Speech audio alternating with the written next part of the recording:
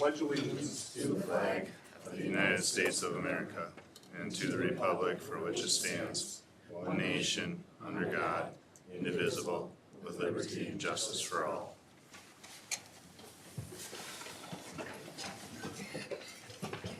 All right, next is our mega statement read by our student representative.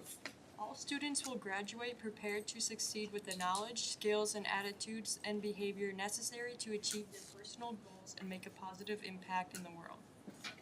All right, thank you. And now our student representative report. Here is October's report, starting with the general overview of the elementary schools. As October comes to a close, elementary school students have settled back into the school routine and are enjoying the excitement of fall. Field trips, family events, and Halloween celebrations have filled the month with learning and fun across all 6 elementary schools. Now talking about each school specifically and sharing some highlights, starting with Homestead. At Homestead, students are fully into their curriculum and have begun small group instruction in ELA. 5th graders have started their role as RCU student ambassadors, and the PTO hosted Donuts for Grown-Ups. Over at Hillcrest, PTO held a Ford test drive fundraiser. The highlight of the month was the completion of the new playground. They held a Culver's night and a Halloween dance that featured pizza, music, and fun, all to help raise money for the playground. At Jim Falls, they celebrated their SOAR Award members, which are 2 students per class recognized for outstanding behavior and leadership. PTO hosted a pumpkin decorating contest. Jim Falls News Crew is a group of dedicated 5th graders who produce daily morning announcements, which they've been working on that this month. The outdoor classroom broke ground this month and should be finished by the end of the month or early November. At Parkview, PTO hosted a fall festival. The school also hosted a conscious discipline coach. They welcomed the Chippewa Falls Library book bike, and academically, the staff began doing reading groups in functional phonics program. And also Parkview News Crew has been working this month. At Southview, they've completed their Ames Web and FastBridge benchmark assessments, and small group instruction is now underway. To close out the month, 1st and 2nd grade will parade to the Chippewa Manor for a Halloween celebration, and they continue to embrace the theme, Always Keep Going. Finally, Stilson this year's theme is Stronger Together, and they hosted a Toppers Pizza fundraiser, and then wraps up the month with a Halloween celebration. At the middle school, a lot of amazing things have been happening this month at the middle school, where students and staff are living our change by inspiring, supporting, and learning together, which is their main message for the month. Many sports at the middle school have wrapped up this month, and they've demonstrated a strong growth and sportsmanship throughout the month, doing their personal best, scoring big plays on the field, or showing support on the sidelines, and dedicating themselves to the Cardinal pride. Outside of athletics, CFMS have launched their Student Digital Detox Challenge, which is an initiative for students to unplug from screens and reconnect with activities around them, and seeing how phones impact mindfulness. Finally, there is also parent-teacher conferences held this month, and behind the scenes, CFMS staff continues to go above and beyond to support students academically, socially, and emotionally. At the high school, there are many goals. I won't read every single one, but the one that is most worked on this month is to increase the number of students involved in activities and clubs from 886 to 905. Here are some high school highlights. It's been a very eventful month with new projects, special guest performances, and student activities. This month, Student Council and the National Art Honor Society hosted face painting during the last home football game. There's also a big initiative this month for No Phone Fridays, which students are encouraged to turn their phone into their teacher, which they're entered into a drawing at the main office, and then for a prize, and over 400 students have participated this far. A big thing for sustainability efforts is that starting the 2nd quarter, the lunchroom will now transition to reusable trays as part of the students' commitment to environmental responsibility. For clubs and activities, the National Honor Society hosted their annual induction ceremony on October 22nd, welcoming new members in the auditorium, as well as Environmental Club kicked off their clothing drive competition that promotes sustainability and collects Cardinal gear and comfortable clothing. Additionally, I wanted to update the board that the new sophomore green team will be chosen by the end of the month for the next 3 years. Parent-teacher conferences also were held at the high school, and for performing arts, Harmonics, Choir, and the Mamma Mia musical continues to work for their winter show. For sports, the month of October has been exciting and busy for Chippewa Falls athletics as many sports wrap up the season celebrating senior nights, tournaments, and big wins. I won't read every score, but I will highlight some of the main things. In varsity football, 36-6 was won over Menominee on October 17th, which marked Chi-High's first win in Menominee since 2007. The team ended their season in the playoffs on October 24th against Wanakee High School. As before the game, they stood fifth in the conference. For varsity volleyball, they currently stand third in the conference and end their seasons in Wausau. Boys and girls cross country, runners continued throughout October and celebrated senior night and ended up their season. For girls golf, as sectionals, the team placed 6th overall and ended their season with a banquet. Boys soccer finished their season standing 5th in the conference, and marching band ended their season at state on October 18th. Now for the new initiative of student connection groups, the Cardinal Community Learning Center is launching a new student connection group at Chippewa Falls High School. The purpose of these groups is that they're small, supportive groups aimed to help students build relationships, foster belongings, and support emotional well-being during the school day. Now for the Panorama survey, I won't go through all the data, but it was an all-time high with responses of 978 students participating. An overall overview of this is that students feel most supported by relationships, friends, families, and teachers. Self-management is strong, but emotional regulation and sense of belongings are areas with room of improvement. However, I believe that sense of belonging may be still low since as the survey was an all-time high with 900 students participating, might just be because freshmen are adjusting to the new school. But overall, favorable ratings are stable with minor fluctuations compared to previous surveys. And that concludes the October report. Thank you, Chloe. If I could interject real quickly, I want to thank you for bringing up the elementary curriculum work that's being done with Act 20 coming to the district this past year, and with the addition of phonics, foundation in phonics coming to the district. My big concern was that we may have been doing too much too quick in those regards, and over the past couple of months I've been able to do observations in the classrooms, particularly at the elementary, and when you said that the students were excited about their learning, I wanted to echo that. I saw it personally. Our kids, just today I was in a kindergarten classroom, 2 kindergarten classrooms, and got to see them doing phonics lessons. And you know, I think back to when I was a kindergartner, and what they're doing now in kindergarten is just absolutely amazing. And that these kids were doing phonics getting phonics instruction and enjoying it was absolutely fantastic to see. So that you're hearing that from the elementary schools, for me, that is good news. Thank you. Board members have any questions for our student representative? What were some of the activities you were involved with this fall? I attended the National Honor Society thing. It was very cool to be at that. I went to a few football games, which I feel like the student body was very good this year. And I also went to the marching band competitions throughout the month, which was really exciting to see the transition in marching band. And you're an environmental club. Oh yeah. That's Chloe, what kind of things are you guys doing? You lifted up increasing student involvement. What kinds of, are there some strategies or are there some intentional things that you guys are working on? One of the things that I was like with the environmental club I'm in, the thing is for like the competition for across the clubs, it was mostly to try to get clubs to be involved and for students to join clubs. So that's something that I tried to do this month. But other than that, I think the PAC they talked about at their meeting was that they're going to try to come up with new ideas to get freshmen to join clubs. All right, thank you, Ms. Johnson, for your report. Next is welcome and guideline for public comment. Do we have anybody signed up first for non-agenda related public comment? Do we have anybody signed up for agenda related public comment? All right, thank you. We'll move on then to 5.01, which is our 2025 WASB Business Honor Roll recognition. Get on to that section here. So I'm gonna be reading this. So I've learned something in my 10 years on the board here, maybe 6 or 7 as the board president. One of those things is that when speaking to the teachers, I'm gonna have Sherry Jasper do it from now on. She seems to have a 99.9% approval rating with our teachers, which is really appreciated.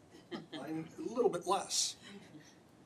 When we're gonna have people speaking to our local business leaders, I'm gonna have Mr. Olson, who's our business representative, who most of you, of course, already know, and nobody really wants to have it presented by a lawyer anyway. So our business leader is gonna present you with the award. So if you wanna stand up and grab these one at a time, I'll read these statements and Yep. we'll go from there. I would like to add, without going into the statement, I also need to give kudos to our public relations specialist, Kathy Strecker, who has been instrumental in helping organize this and put these things together in recognition of our businesses. Also, Laura Buschendorf, who is our CTE coordinator, has been extremely helpful to Kathy in making these things occur. And then I want to thank the businesses. The work that I am aware of that you've been doing in our schools is greatly appreciated. Some of the stories that we now get from our students in regard to their experiences in your businesses and those things that you do for us are appreciated beyond measure. I mean, the work that these kids are being exposed to, the way that they've been exposed to those things, and those things that our students are getting to become lifelong learners and having a greater understanding of how the world operates outside of school is just absolutely fantastic. And from the bottom of my heart, I thank you for your partnership with the school district and how you help us work through these things and help our kids. Thank you. The board also definitely appreciates this partnership that we have with the local businesses, and we're seeing your support here at a meeting tonight, and not just putting an award on your wall somewhere, which you certainly could have done. To just show up here shows a lot as well. The WASB, Wisconsin Association of School Boards, Business Honor Roll recognizes outstanding local businesses that support their schools. Chippewa Falls Area Unified School District nominated the following businesses to be recognized on the WASB 2025 Business Honor Roll. First, we'll start with ITW Deltar Fasteners. ITW is a global manufacturer that produces a wide range of products for the automotive industry with a long-standing presence in Chippewa Falls. The company has played a vital role in supporting CFAUSD students through its involvement in STEAM Night, youth apprenticeships, student tours, and the Schools to Skills program. ITW has also built a strong partnership with our high school tech ed department, sharing real-world projects for students to tackle in the classroom. We are grateful to ITW for their continued commitment to our schools and students. Lisa Winrich, Senior HR Manager, Brock Cooley, Plant Manager.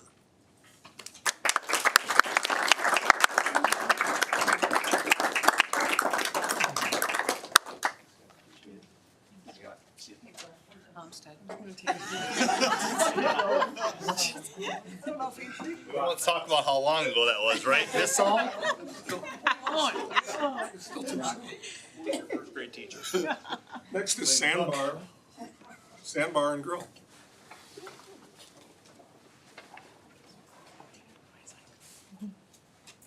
We proudly recognize the Sandbar and Grill as an exceptional business partner that goes above and beyond in supporting our local community.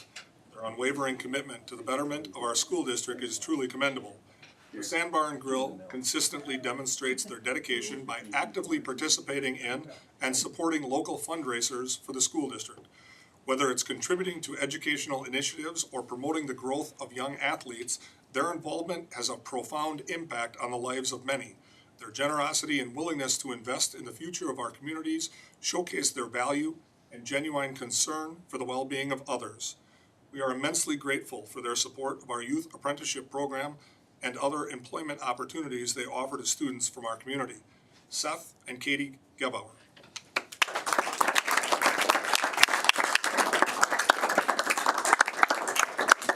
Do you want me to say that Katie used to work at them? We're gonna continue, by the way, we're not done yet. Just pulped. I think that I'm gonna win this next one though. Tyson Ford, Chippewa Falls. Craig Toyson and the team at Toyson Ford have demonstrated an unwavering commitment to supporting our school district through meaningful partnerships and generous contributions of time and resources. The Chippewa Falls Area Unified School District is very grateful for the support given to the district by Toyson Ford.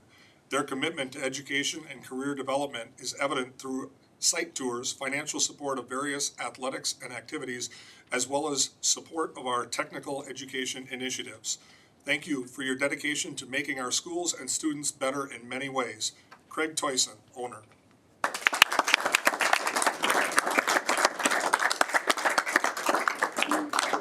My godson? Who works at, you know his wife who works at Homestead very well. And Gabe Bauer's kids went to Homestead too. Are the rest of us having any fun? Give it up on the. All right. Wisconsin Metal Fab, which is closest to my house. Amanda, did any of your We are so fortunate to have Wisconsin Metal Fab in our community. This custom metal fabrication specialist company hires CFAUSD students as youth apprentices and proceeds to train and develop the next generation of hardworking, talented workforce. They host career-based learning experiences with the Schools to Skills program, job shadows, and employer visits. Additionally, they were recent guests on our new podcast, Beyond the Bell with CFAUSD. Thank you, Wisconsin Metal Fab, for your continued support of our students. Amanda Christensen, HR Business Partner, John Koenig, President.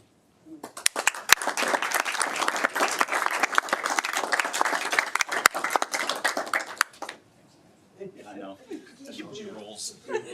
They still get my fancy signature on there. You guys read that? All right. Once again, on behalf of the board, thank you all, again, not only for being here, but these amazing partnerships. This is just something that, along with our commitment to STEAM and you know, a lot of the two-year tech programs and everything that can put our people in front of your people, this is just a great partnership. So thank you all once again. Thank you.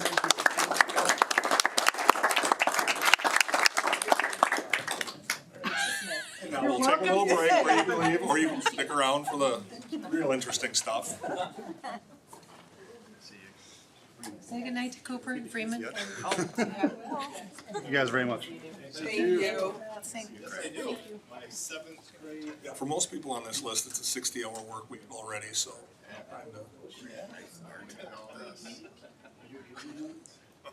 All right. Next is 5.02 Southview Elementary School is our showcase school, and we have Janet Goodman, Southview Elementary Principal, and Michael Downey, Health Assistant.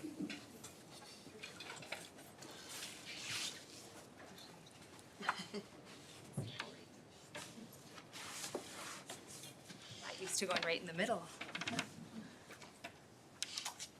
I just feel like I'm blocking people. I'm gonna go right. All right, don't- I'm gonna go right. No, you were fine. Oh, I don't like my back. Isn't it? It's the most awkward area. Isn't it? Yeah, it's kinda. Yeah. All right, hello, everyone. Tonight I have great support people here to help us with our presentation. So as part of our school safety initiative, Southview is partnering with Project Adam to become a heart-safe school.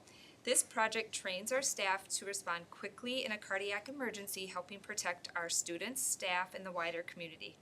Our health assistant, Mike Downey, and nurse Caitlin will share how Project Adam strengthens both Southview and the support we can offer those around us.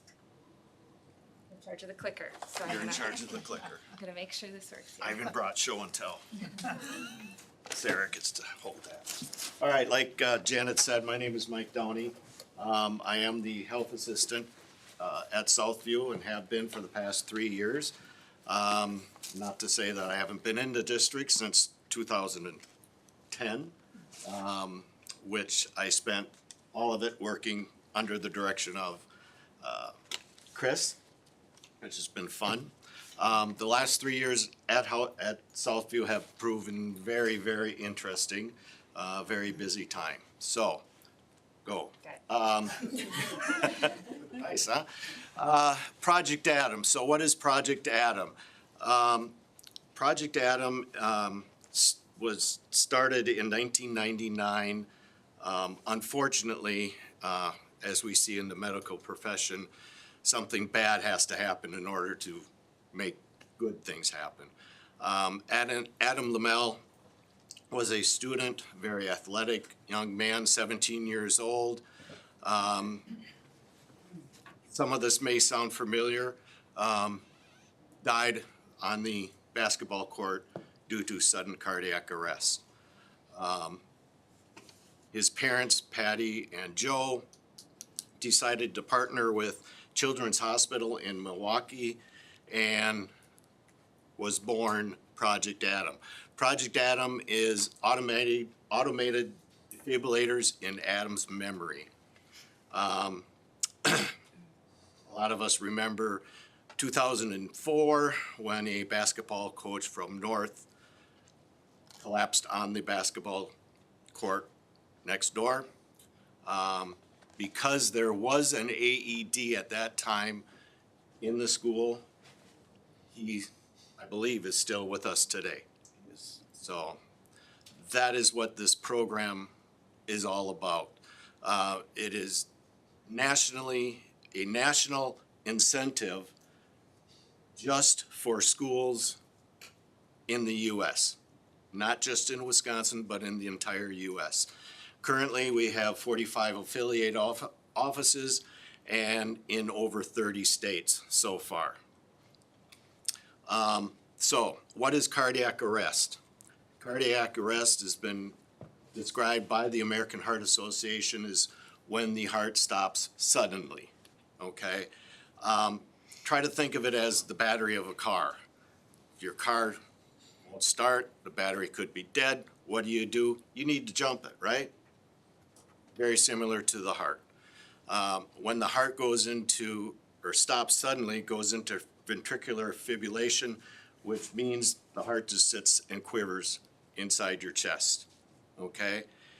If CPR isn't started within a couple of minutes, and hopefully an AED is present, that the first responders can start the heart again. I'm gonna go through this kind of fast. The number that is on the second line, the 356, that has been updated as of this afternoon with my affiliate to over 400,000 people suffer from cardiac arrest a day. That number drastically decreases in half, she said, because either people are afraid to do CPR since 2020, and or they don't have a defibrillator there. So, okay. Going on. So, middle of a game. This is what some of the signs that we can look for are. If we had more time, I'd let you view a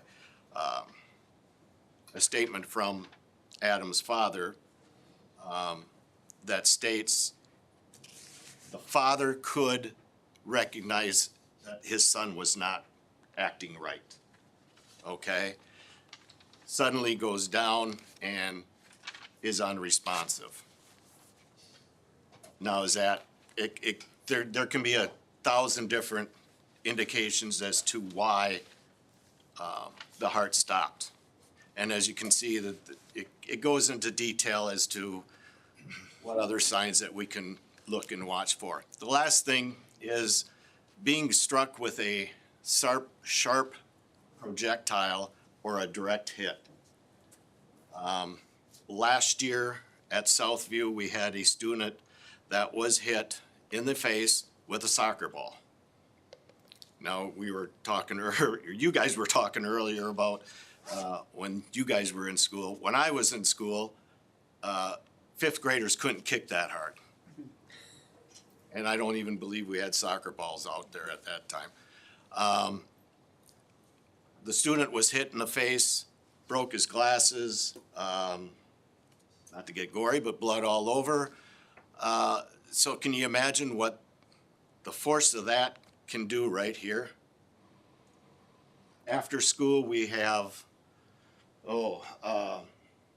Cardinal Flight in some of our schools. We have the YMCA program. It can happen anytime, okay? So what is an AED? We have several of these in our schools, actually one in each school, I believe now. Some have two. There is a joke behind that, but I won't go into detail. Automated external defibrillator. When I graduated in 1979, in 1980, I got my certification as a EMT and went to work for our local ambulance service here in town. If I could have had that thing back then, I would have been on top of the world, but unfortunately there wasn't. Nowadays, we have these things. They're in all of our schools, in a box, in a unlocked box. Very important.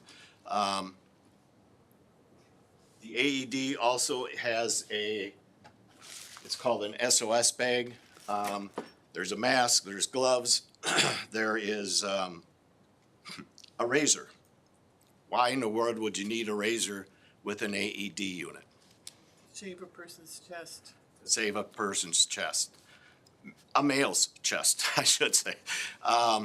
And if any of us have had an EKG done, what do the mean nurses do? They rip them pads right off. Our pads are in here, no offense. Our pads in the ADs are about that big, and they would like us to shave that area. So when the person does survive, they don't in too much more pain. So what this machine does is it will tell us exactly what to do. Any person sitting here in this room tonight can use that. Open it up, turn it on, and that machine is going to tell you exactly what to do, where to put the pads, okay? When to administer a shock. It will read several different rhythms and then make its determination if a shock should be advised or should occur. So at this, I'm supposed to have a map of our school, but I didn't include it on this one. To show the location of our AEDs. At Southview, we have two of them. During our first staff meeting is when that was presented and the staff was shown where our AEDs are, even though if they're not on the first response team. So, Project Adam. To become a heart-safe school, we had to go through and kind of reinvent everything. We have 14 steps that we had to do. It is all combined into a nice little booklet like this. AED placement. I was given another assignment from a certain principal, Ms. Denor, that how did I feel that did we need anything else for medically wise to support our students? All of our AEDs are placed next to the gymnasium outside a main gathering area. This one is my good friend Randy's out of his truck, I believe. So he carries that. Because Southview's gym is on one end, and I'm not sure if you guys have it on the same way. Our playground is on the other end. Also the end that has our sped department, which housed a lot of our more critical students. So I asked Sarah, who said, okay, go for it. We need another AED. I went to Caitlin, who went to Chris. Chris said no. Caitlin told me no. Sarah said, get me that AED. because we have such a kind PTO at Southview, they did front up the money to purchase a new AED for us. So we currently have two. A lot of other things had to happen before we could become certified. The signage had to been placed, the maintenance records had to be developed. A site coordinator, Caitlin, had to get into the loop. A written cardiac response plan. This is different than our first response plan. The medical first response team is just for medical conditions. Kids fell out on the playground breaking their arm, to bloody faces out in the parking lot, or out on the playground, I should say.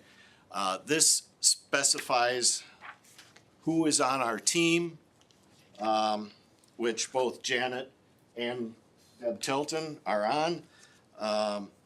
And then it goes into detail to our members of that cardiac team what they will hear. They will hear, go ahead, Janet. Oh, next one then too. They will hear what has been defined as, and might be recognized as code blue.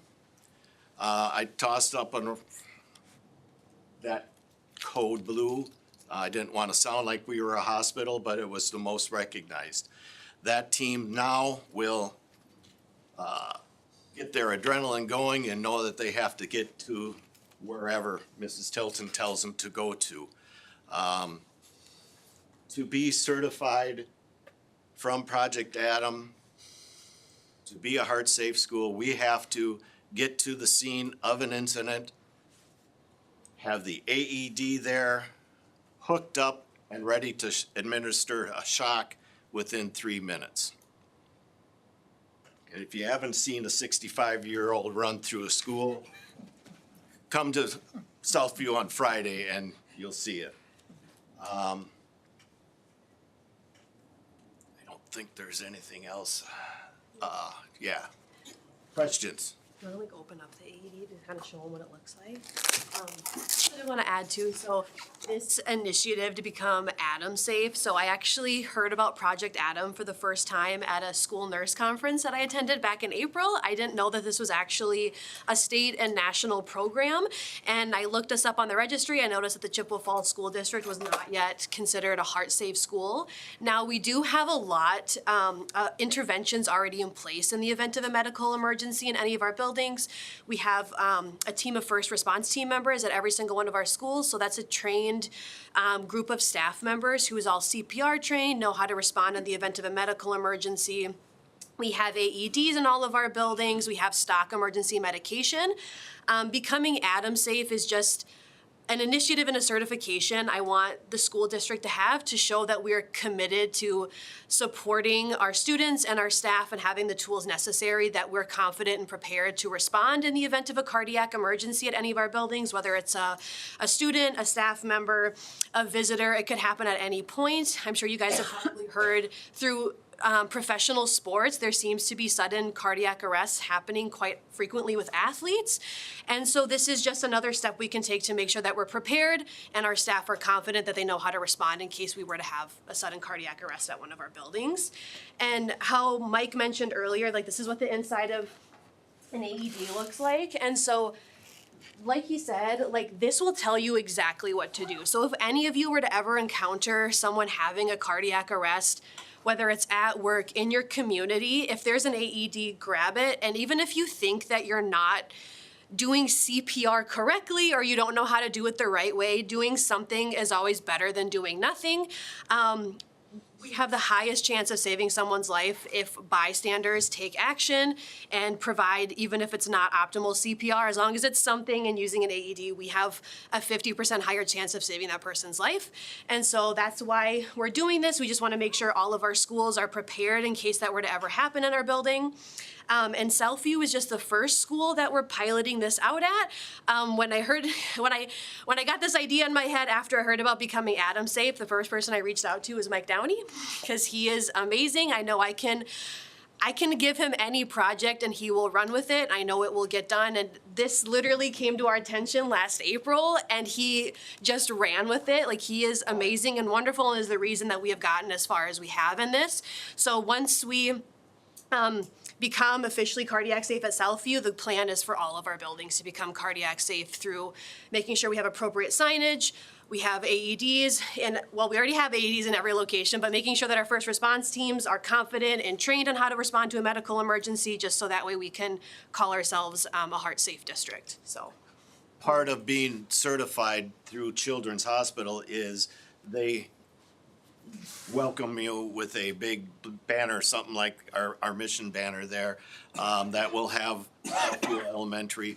We will be the first in the Chippewa Falls, Eau Claire, and Altoona area that will become certified. I believe currently Cadott and Colfax are the only other two in the northern half of the state. So. On our way, we actually have 2 first response team drills planned for this Friday and 2 for next Monday, so we're kind of making our way through all the schools, so, yeah. Any On questions? behalf of administration, I want to thank you for the presentation, Mike, and I want to let you personally know how much I appreciate the work that health assistants do, particularly since COVID and with the number of cases that we've seen, the increase in the number of children that we're responsible for and provide aid to during the course of the day. I greatly appreciate the work that you and the other health assistants along with our school nurses are doing. Thank you so much. No problem. Thank you for being here tonight. Thank you.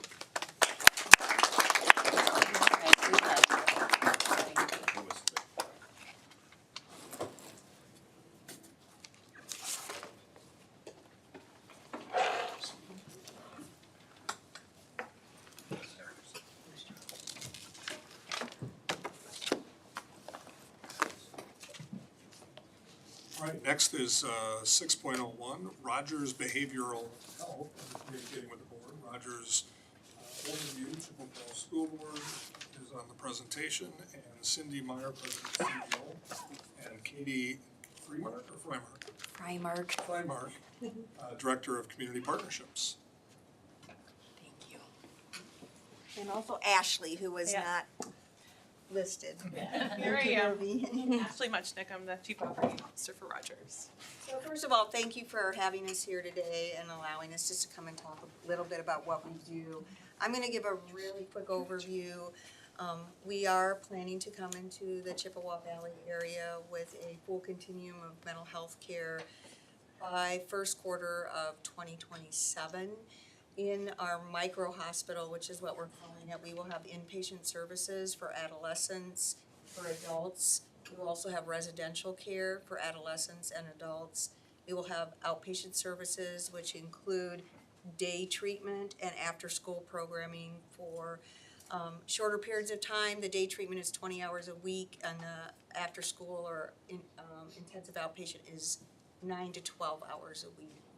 We will have outpatient services, which is individual counseling, family counseling, and group counseling. We will have psychiatric services available as well to perform psychiatric assessments for all, as well as medication checks, and those will be available on a daily basis and as needed by the community. We have the capability to offer all of the outpatient services on a tele-platform, so that people can get those services via computer if they're not able to travel into the facility. So we are happy to be part of the community. We've been meeting with people. We aren't new to Wisconsin. We've been in the area for over 100 years, and we have clinics throughout the state of Wisconsin. So prior to us coming in with that, we will open with all of that in place.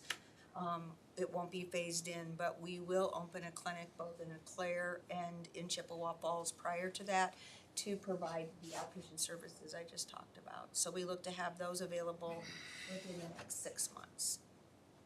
How many months? I'm sorry, I didn't. 6. 6, can you go ahead and start providing the tele sooner than 6 We months? should do that now. You heard that, Chris, right? If you want more information about that, you can just reach out to me and I will get that started or have a conversation with you about what that looks like, but we can do that immediately. Okay, thank you. Katie Freimark, Director of Community Partnerships for Rogers. I've been with Rogers for about 14 years. My background is I'm a licensed clinical therapist, and prior to Rogers, I worked in community mental health back in Illinois and Wisconsin. So I worked closely with schools and school districts and considered them to be a part of the treatment team when we're working with patients when I was doing direct care.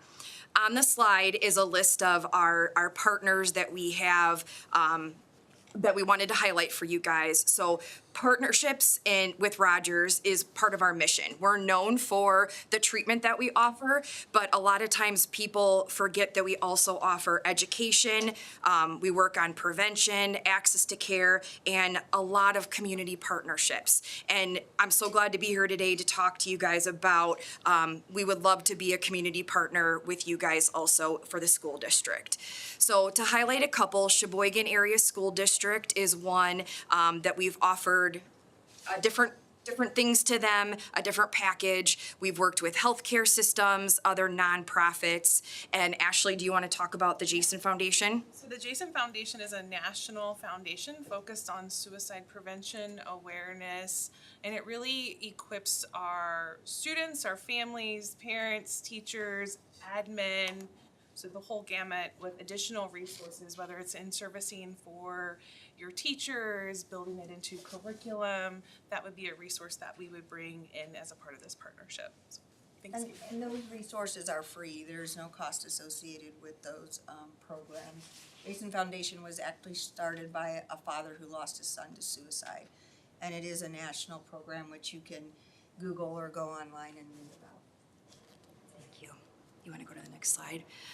So when we're working with a school district, we have a program called Partnerships for Wellbeing, where we like to come in and partner with schools and figure out how we can complement each other, what we can do together to support students, and not just the students, but also their families, any caregivers that they live with, the school staff, teachers, the culture at the school, community in general here. We like to wrap that student as much as possible with all the different supports that we can.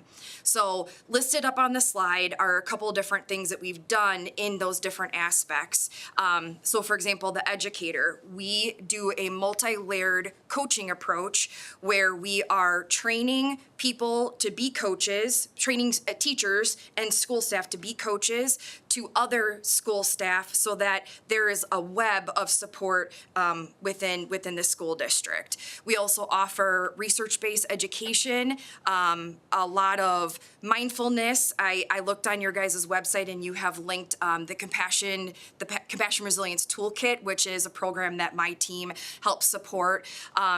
We also look at what we're doing together, is it working? We ask teachers, we ask families, we ask the students themselves to figure out what exactly would help support. I know that you guys already have a wonderful program, Cardinal Care, and it looks phenomenal. And we would love to figure out how we could help expand that, or what could we do to add to those services to support you guys as a school district. We focus on the caregiver and their family. We do school skills-based groups where we all know when we go learn something or go to a seminar, it's a lot of great information, and then you leave and you're like, well, what do I actually do? How do I put this into practice? And so one of the things that we offer is helping families know what to do to support their kid. What are the warning signs for how to get your kid help? What help should you be trying to get for your child? Things like that. And then the student themselves, we're focused on identifying warning signs, and then how do you talk with trusted people to be able to get the help that you need instead of someone pointing it out for you, but how can you identify that for yourself? And then the community, we don't want to work in a silo. We want to work with different people in the community. So for example, in Sheboygan School District, the United Way local program, NAMI, PATH, we are all connected and working together to create a well-being system for the students and their families. Any questions? I don't have a question, but I have nothing but wonderful things to say about Rogers. I'm the Corporation Counsel for Eau Claire County, and we have sent many of our high acuity need youth to your facility, and they've been nothing but successful. And I'm absolutely thrilled you're building inpatient beds here, because right now, since Sacred Heart closed, we have to transport our Chapter 51s, and so do all the counties around here, all the way across the state to Winnebago. So I'm thrilled that you're coming to this area, and I have nothing but wonderful things to say. Thank you. We felt that from the community as we've been working with the community probably the last 6 to 8 months, that having conversations and talking about the needs. So we're excited to be here, be part of who you are.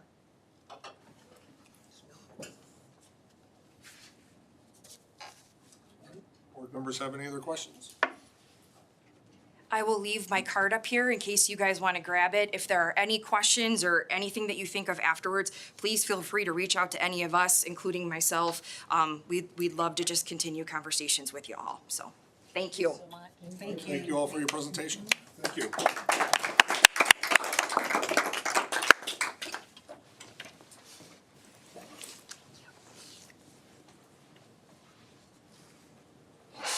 Next is our school health services report, and that's going to be presented by Chris McMasters, Bethany Calkins, and Caitlin. Oh my gosh. Here a little bit. Well, hi everyone. So thank you for having us tonight. So I'm Caitlin Marinell, Bethany Calkins. and we're the 2 district nurses for the Chippewa Falls School District. I guess we probably need a clicker, huh? You're in charge of that. Oh, They don't like me. Little rural. Okay, there we are. All right, so as we just said, I'm Caitlin, this is Bethany. This is just an overview of what our schedule looks like throughout the week. On a good week, we never know where the day might take us depending on what school has needs, but typically this is the schedule that we try to follow every week, but yeah. So obviously Caitlin has all of the elementary schools to cover. Myself, I do the secondary schools, so high school, middle school, and Chippewa Valley High School. So just an overview of the district nurse responsibilities. Whenever we get asked this question, it's just a very wide array of different things. And so the main one is care plan management. So we create general, temporary, emergency health care plans, dietary care plans for all of our students. Only registered nurses can create care plans, so we are the 2 responsible for creating and managing all health care plans in the district for any student with a chronic health condition or even with like a temporary injury who might need short-term restrictions or accommodations at school.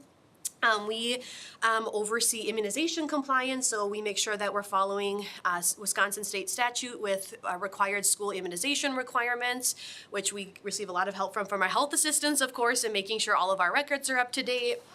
Attend IEP 504 meetings on behalf of health services, so that way they have a health services representative if that student for the IEP requires any health services at school. And that's partnered along with Medicaid billing. We can bill Medicaid and receive reimbursement for the school district for any health services that we provide to students who qualify, which means any student who receives health services and they receive special education services, we can receive reimbursement for. We also see medical first response team training and education. So as I mentioned earlier for Southview, all of our buildings have a trained medical first response team. This is a group of staff members who voluntarily join our team, who would be responsible for responding to a medical emergency that were to occur on school grounds. Bethany and myself are responsible for training these staff members at our respective buildings to go over basic first aid on, if there were to be a severe allergic reaction, seizure first aid, sudden cardiac arrest, and making sure that they're trained on all emergency medications that they might have to potentially administer at that building, such as EpiPens, seizure medication, Narcan, anything like that. Also, we each supervise the health assistants at our respective buildings and just in general oversee making sure that all of the health needs of our students are met during the school day. And there are a lot of students in the school district, as you well know. So each of us is roughly responsible for 2,200 students as it relates to day-to-day care and oversight with the help of our health assistants. And so the previous slide was just a general overview of our responsibilities as a registered nurse in the school district. Some of the items that are more specific to my role as the elementary school nurse is a lot of health screenings that are conducted every year. We do these preventative health screenings to hopefully catch health conditions early, so by the time Bethany gets them in middle and high school, hopefully a lot of these concerns are addressed, so that way they have the best chance of academic success throughout their academic career. So vision screenings, that's for all elementary students every single year. Hearing screenings is kindergarten and second grade students each year, and as needed or as requested. We partner with Bright Smiles, which is a dental health program. So any family that opts in to have their student participate in this program receive free sealants and fluoride at school during the school year. Our flu immunization clinic, we actually just had our first 3 schools today for this school year at Jim Falls, Parkview, and Hillcrest, and the other 3 elementaries are tomorrow. So we partner with the Chippewa Public Health Department, and our numbers have been steadily increasing every year, and this is a very beneficial option for our students, especially for families who might be uninsured, underinsured, struggle with transportation. Having it at school during the school day where the parents don't have to make an appointment, provide insurance is just very convenient for our families. I need to let you know that it reached my desk, and I want to thank y'all for the work that you do with the Bright Smiles dental health program. Oh, yeah. Actually, it came to my desk that helped a family out tremendously through that program, and it was greatly appreciated. Yes, they are wonderful. Carol Newton is the founder of Bright Smiles, and she's been working with our district for quite a few years now. And amazing work where it's completely free to the families. They get it done right at school during the school day. Again, especially like I mentioned, for the flu clinic for our low-income families too, or underinsured families.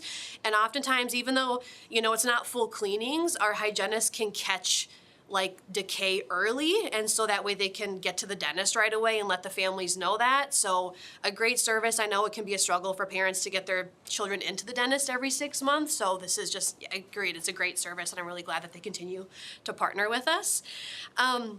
And then as far as education on the elementary level, I provide hand washing lessons for the kindergarten students every year. They need lots of reminders about that. And the 5th grade human growth and development lessons, also known as the puberty lesson for our 5th grade students each year. And then I supervise the 6 elementary health assistants. So tag on to that, the middle school also takes part in the Bright Smiles program, so we're extending that through those middle school years as well for dental outreach. And then the flu immunization clinic works a little bit differently for the secondary schools because our student schedules are built as such that it's more challenging to track them down and pull them from classes. So this year, for the first time, with public health, we opted to do them at parent-teacher conferences, which we've gotten some really good feedback on. They're hoping to potentially expand that program to include adults next year, so entire families can be immunized at the same time. There's some insurance technicalities with that they'll need to work out, but as it relates to the children, certainly still free at the parent-teacher conferences, and we saw a good handful of many families taking advantage of that at both the high school and middle school. As well, I oversee the student emergency response team for the Chippewa Falls High School. That is a group of students primarily who are geared toward first response or medical field type jobs after high school that want to dip their toes in that area of service a little bit. So they apply toward the end of the prior school year. We look at applications. I have some student helpers help me make some choices about who to include in the next year's team. And then we get together prior to the school year starting and have like a big training day. We run through scenarios and get to play with gadgets and do kind of some fun things. And then throughout the year, they take turns on a rotation responding to emergencies within the high school itself. So at every emergency response, you will get administrative staff, you will get someone from the health office, and you will get 4 eager and helpful high school students who have different roles and responsibilities within that team, and they love it. They are held to a very high standard of confidentiality, professionalism. That's why they go through an application process to become part of that team, but it's something that's really cool. That is unique to Chippewa Falls, and we'll talk a little bit more about that in a slide or two to come. Obviously, care plan just development and distribution occurs as well. I have 3 health assistants if you count the assistant out at Chippewa Valley Chippewa Valley High School, and she wears multiple hats in that building. But yes, so health assistant supervision as well. Yeah, so we had a slight shift in supervisory roles for the health assistants. This year, Caitlin and I are to whom they directly report, and that is helpful and makes sense and just kind of helps, I think, with the flow of things as well. So the health assistants are phenomenal. We have 9 of them plus substitutes who help us day to day. Could not get it done without them. They are the face that students see in their building every day. So Caitlin and I move buildings, obviously. The students really get to recognize and develop good relationships and rapport with those health assistants. So they are frontline for daily med administration, obviously first aid and triage events that occur. They help us tremendously with preparing student files, keeping paperwork straight, making sure I get it where it needs to be. And then, of course, caring for students and communicating and relaying that information to us if we're not there with them in the building as to what next steps need to be taken. This is just a quick glance at the numbers of chronic health conditions we have for, common, chronic health conditions that we see in our health offices. So this past year we had 19 students that we managed with type 1 diabetes throughout our district, 24 with seizure disorder, 88 with life-threatening allergies, neurogenic bladder, so that would mean we had 2 students that needed to receive daily catheterization at school every day. G-tube requirements, 6 students. G-tube requirements could be G-tube feedings, a medication administration via G-tube, or in the event that the G-tube were to fall out, Bethany or I would respond in replacing that. We have 1 tracheotomy, and for the mental health one, so this number is just an idea. So when in Infinite Campus, how we code things is different. So this is how many students just have a general flag saying that they have mental health concerns. So this number, 185, it's a lot, but this also does not include all the students that have anxiety flag, depression, or other mental health conditions. But especially in the secondary schools, we support a lot of students with our mental health needs to make sure that they get through the day. I don't know if you want to speak more on that. Yeah, I think 178 of those students are mine. Yeah. So obviously, younger children do also experience mental health issues and concerns. They just maybe don't know how to articulate that yet. So by the time, hopefully, they have gotten to middle or high school, they've had people along the way help them to kind of connect the dots and recognize what they're going through. So yes, the need is very great for mental health services. I heard our prior speakers, and that's fantastic to hear. They often come to us with what appear to be health-related issues, but the more you familiarize yourself with the student, maybe what's going on at home as much as they're willing to share, stressors in school, friendships, relationships, some of those common physical ailments you come to find are most certainly related to anxiety or stress.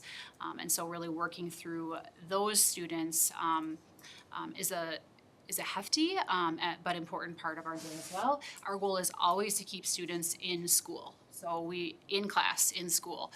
So sometimes it's just like coaching them hour by hour if that's what you need to do and that's what's safe for them to be here. So it's a big part of our job.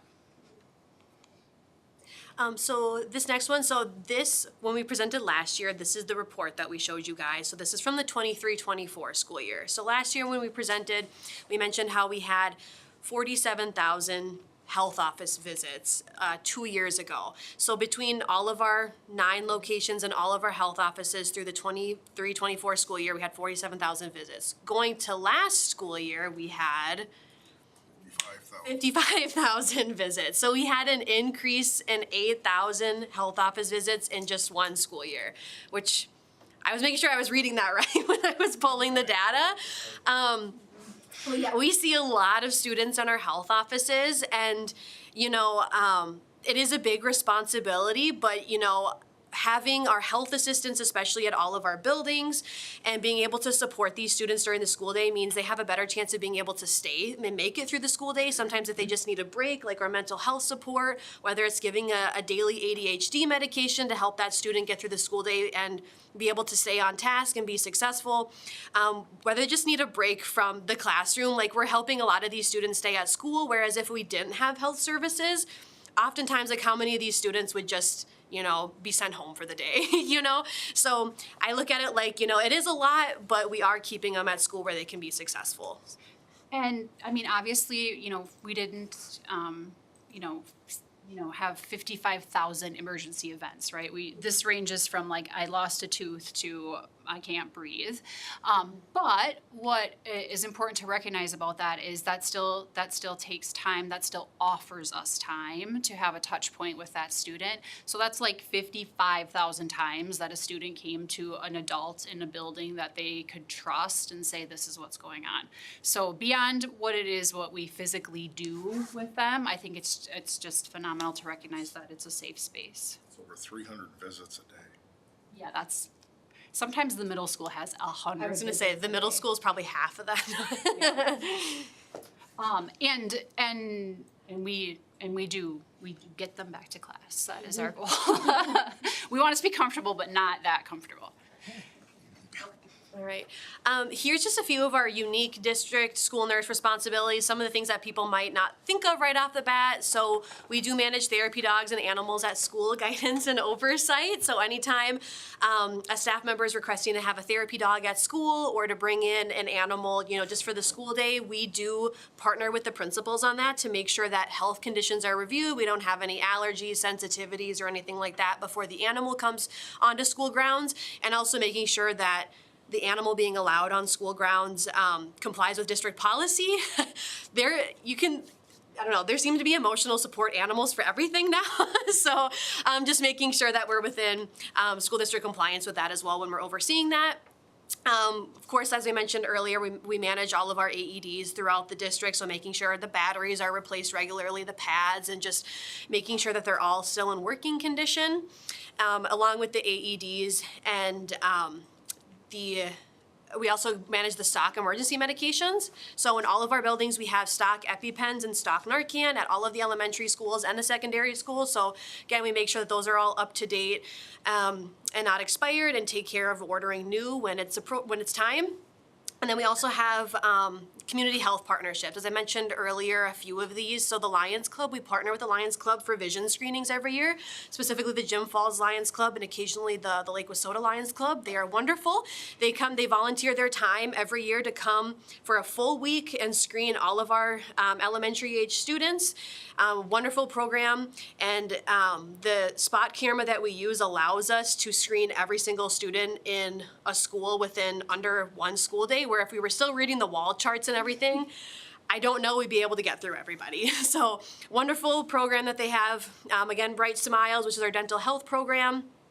Chippewa County Public Health for a flu immunization clinic, and more recently, CBTC. Yeah, so I attended CBTC. It's where I got my first nursing degree from.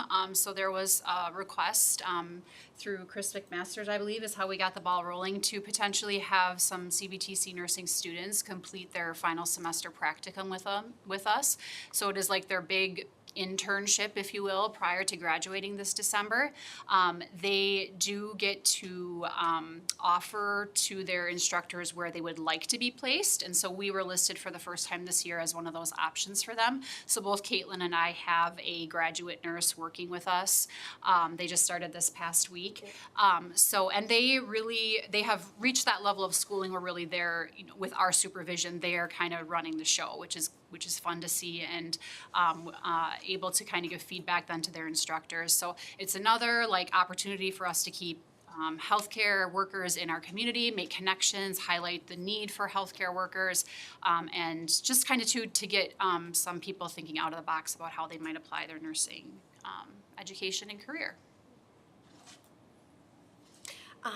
This is just an overview of achievements, just how many screenings and health services that we've provided. I'm not gonna read through every single number, but how many vision, hearing screenings we provided, how many students participated in our oral health program, like 719 students, that's quite a few that received free sealants and fluoride at school, along with our flu immunization clinic and our health lessons.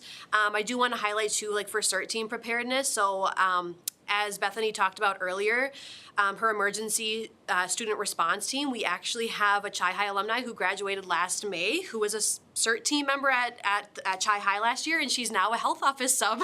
And so she's done wonderful, and her time being on the CERT team has trained her in a lot of medical emergencies and medical responses in general, and now she's working as a sub in our district. So it's a really cool full circle that we made. Immunization compliance, we were at 97% compliance rate, which we're really proud of. And just the total number of care plans that we had in place last year, close to 500. You know, the care plans, they move with the students each school year, but it's just every school year we make sure that everything is still current, up to date, create new ones as needed, so. So I know that the Project Adam presentation highlighted what was going on within our school and then hopefully further schools with that program. I will just speak quickly to the CERT team program. So I was contacted last year by the organization in the state of Wisconsin that is hoping to implement CERT teams across the state. So we are somewhat unique in Chi High that we have this program to begin with. So a prior student who was on the CERT team back when he went to Chi High is now leading a coalition through the UW Colleges Foundation to get grant money out to schools so that they can start and train and maintain CERT team programs. So reaching back to his old stomping grounds, he asked the high school nurse if she would be willing to help be kind of the nurse collaborator on that coalition.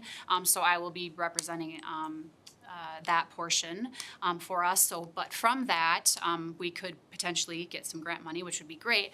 But beyond that, we'll be kind of like a pilot school that allows for us to really be able to take advantage of the most current information, resources, training, and really kind of make our CERT program even bigger and better than it already is. So really excited about that. So hopefully more to come on that. And a few of the projects listed on here too, like we talked about when Southview was presenting. So Project Adam, again, we're piloting that at Southview, and we're hoping to have all of our schools in the district become heart-safe schools. Dental health lessons, so as I mentioned earlier, like we are partnered with Carol Newton with Bright Smiles to provide dental services to our students, but as I do kindergarten hand washing lessons, I'm also gonna work on implementing dental health lessons for first grade students. I've just noticed kind of an increase in dental health needs more recently within the past few school years, students missing school due to dental concerns or getting teeth pulled. And I just was thinking that's probably not something they think about too often during the school day, and that's something that I could probably help out with. So I'm looking to implement lessons to teach them on how to properly brush their teeth. And also first response team drills. We are, like I mentioned earlier, we're having 2 drills this Friday and 2 next Monday. We're gonna start implementing drills in all of our schools for our first response teams to practice on a day when there's not students in the school on how they would respond in the event of a medical emergency. While they're trained every year at the beginning of the school year, when you go a long time without having an actual medical emergency, which we hope it stays that way, but it can also be scary when the time comes. So having a drill can help them feel more confident and prepared that they know what to do in case we were to have an emergency. So these projects, just show that we're committed to doing better and lifelong learning and implementing programs that will benefit our students to help keep them here at school. So, yeah. So take it from the National Association of School Nurses, the benefits of having obviously school health services right in the buildings are many. And in addition to increasing access to like tangible health care within a building, which can be difficult in today's landscape, we also do our best to help reduce emergency room visits for families and just improve outcomes in general. So kind of being the eyes and ears for parents at school, giving them a heads up to things if we can, bringing that assessment piece that nurses have available to them to hopefully educate, but also support families. Also, mental health has become a huge part of this, as we discussed.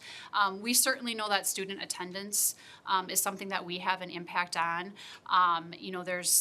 There's countless students, countless days that just need, hey, you can do it. Just one more class. Like, can you just come back and check with me like after the next hour? Like, can we get to lunch? We're bargaining all day, and we want kiddos to be at school, and we believe they want to be at school as well. So we just make it as best for them as we can, and all of that leads to obviously a boost in academic success. And there we are. Thank you. Any questions or anything? It doesn't look like you're gonna run out of work in time. Doesn't look like it. So with almost 300 contacts a day, how do you find time to do things outside of those hours, like start the Atom project and all that? The health assistants. I mean, really, like, they are the touch. They are the forward-facing person to them. That's not to say that like Caitlin and I are ignoring students if they get piled up on. Like, obviously we still love to triage students and take care of students and jump up and do what we're doing. But I can speak for myself, like at the high school, like Cassandra, my health assistant there, like she'll take on a couple, one or two, and then if I see the lines getting a little long, then of course, we're always there to help and jump in. And sometimes you take the lead on it if you know the student's particular background or situation. So it's very much a group, it has to be a group effort. Work days are helpful too, yeah. All right, thank you very much for your presentation.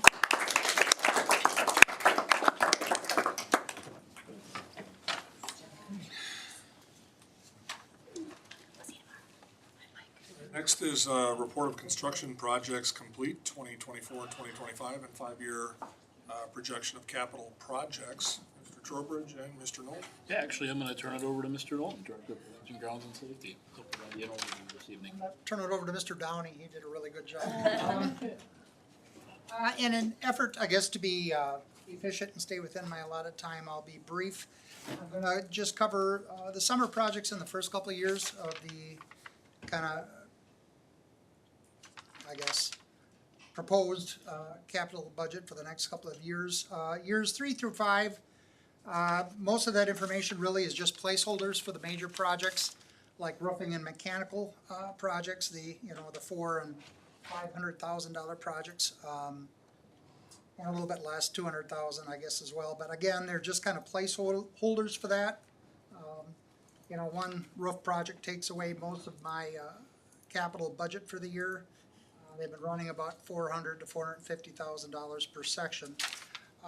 But with that, I'll go through in some detail stuff that was finished up this summer. Starting out district-wide, real estate acquisition, we had made a purchase of 811 Coleman Street. So we're getting closer to our goal of having everything on that street.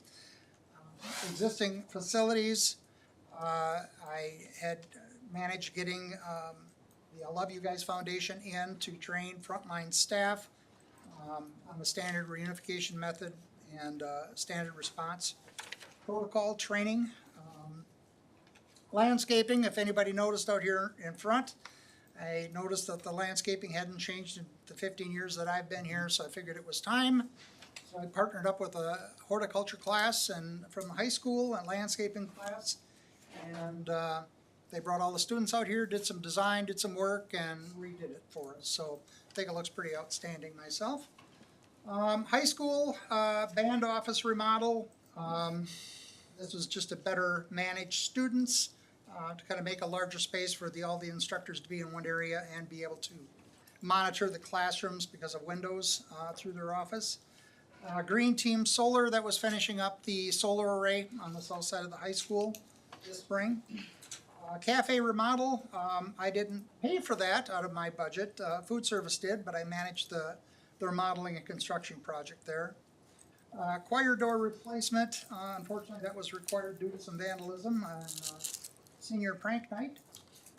Lost a bunch of irreplaceable hardware on that door, so it is in the process of being replaced currently. Middle school, a lot of kind of safety, security items. Gym door hardware, we went around and replaced all the hardware on the gym doors. That is one of our lockdown spaces, so just to better be able to secure that area. Exterior sound project at the middle school, that was finishing that up. We put in exterior speakers for the PA and also the fire alarm system. We remodeled the sped room at the middle school, moved a wall back to give them some more space in their kitchen and replaced some carpet. Auditorium stage lighting and control. There's a little bit of more of a story on this one. And it also kind of ties in with a Parkview gym dividing wall. Part of the reason why years 3 through 5 have to be kind of fluid is that I come across a lot of changes, both debit and credit, as the years progress, because sometimes things just pop up. The auditorium stage lighting and control, it was nothing that I had planned on funding. It is something we had talked about to some great length actually, and they were working on funding options. But as it turned out, the gym dividing wall at Parkview cost $33,000 to completely rebuild quality materials, the track and trolley system that operated those dividing wall doors or panels. I initially planned on having to replace it in its entirety, but I found the original installing company that was able to rebuild it for $33,000 instead of $124,000. So that freed up a little bit of cash, and I ended up funding the auditorium stage lighting project at the middle school. So that stuff kind of happens back and forth. Gym lighting control, we were having an issue with the automatic lighting control in the gym, so we replaced that in its entirety. Middle school music hall door, the double door set of doors with a framework that the frame was twisted, the doors were in bad shape. So we replaced it in its entirety to be able to secure that area for lockdown. Hillcrest Elementary, I didn't see having to spend as much money as we ended up spending on that. And that's, part of the reason why I need to be a little bit fluid. I spent, like $42,000 there. One thing that I just got the invoice for, so I didn't add it to this list, but it was $8,700 for wood chips. So it was 100-foot square by 1 feet deep of wood chips. I'm sure Steve can figure out the cubic footage in his head on that one. So there was a lot of wood chips, I'll put it that way. But anyways, it's beautiful out there, and the kids are loving it, so that's all that really matters. Jim Falls, just started a project really. We've been talking about it for a few years, and that's creating an outside learning space outside of Jim Falls. So we just kind of broke ground, so to speak. We had a parent volunteered his time and equipment to do some excavating out there and create some pathworks, but there's more work planned to take place out there. They're getting some boulders for seating and creating a few more fun learning spaces for the kids. Water monitor automation, this should be finishing up this month in Jim Falls. What that is I have to do monthly reports to the state for Jim Falls and Stilson because we have wells. So it's the amount of water we use, the amount of treatment that we use per 1,000 gallons of water. It's 2 or 3 spreadsheets that I have to fill out and submit to the state. Currently at Jim Falls, all those readings had to be taken manually. So actually what I've done is we have a project going on, like I said, should be finished in November, to automate all of that. So we have sensors in place in numerous places, a couple of water meters, and that will all report to our environmental management system, just like Stilson does currently. And so I'll be able to pull all that information off of reports on the environmental control system to submit to the state. Parkview Elementary, we painted about 6 to 8 classrooms. I don't remember exactly the exact count, it was 6 or 8, I think it was 8. And then also did some repair and a painting of the bottom side of the portico, the front entrance into Parkview. That's been kind of a pet peeve of mine for a long time, and was always teasing Melissa Olson on when I'd ever get that done. She finally left and I got it done, so funny how that worked out. And the gym dividing wall turned out to only cost $33,000 versus the $124 from the original quote. Stilson water treatment. This is just, well, this isn't really even water treatment. This is just an annual cost to rebed iron filters 3 times a year, and that's just to keep the iron particles out of the water system. The original plan for that, or thought, would be that those filters would have to be changed every couple of years. Well, we're changing them 3 times a year.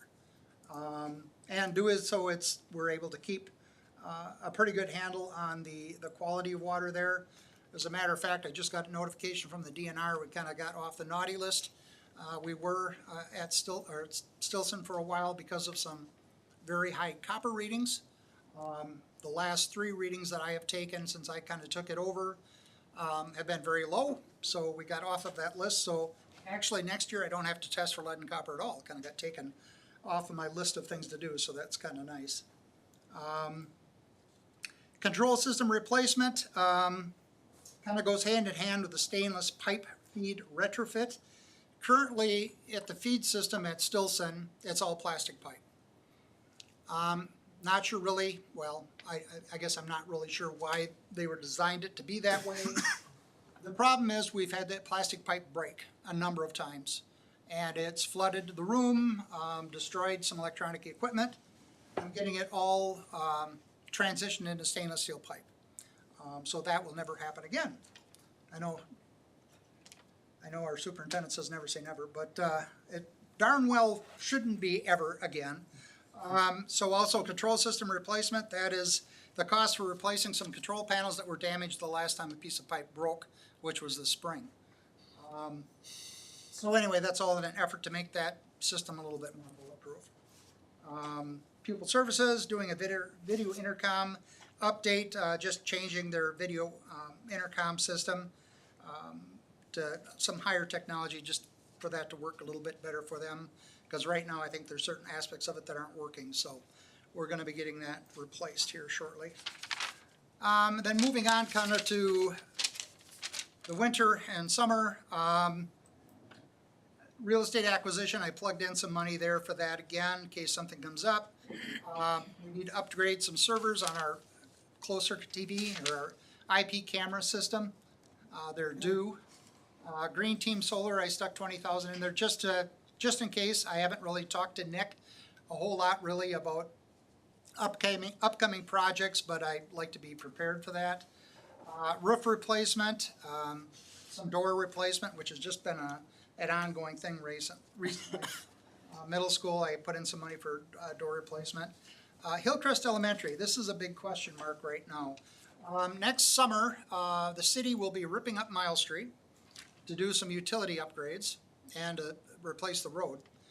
So one of the things that we have talked about for a while is a pull-off lane, or it was an option, to create a pull-off lane for parent and school bus pickup and drop-off, just to make it a little safer, since it's kind of a nightmare out there.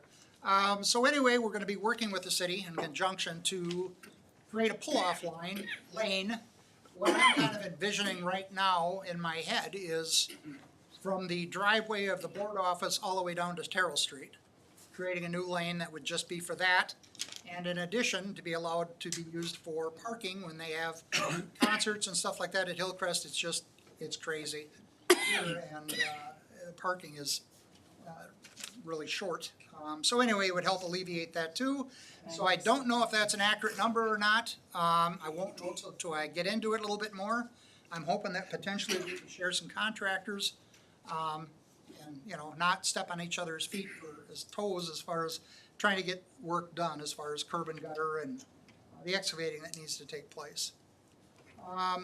Stilson Elementary, I plugged in another 60,000, and I put in another 10,000 for ozone generator replacement, which is what we use for disinfection, mainly for iron bacteria. Moving on, 26, 27, again, real estate acquisition, some money for sidewalk concrete repairs, something we need to get caught up a little bit.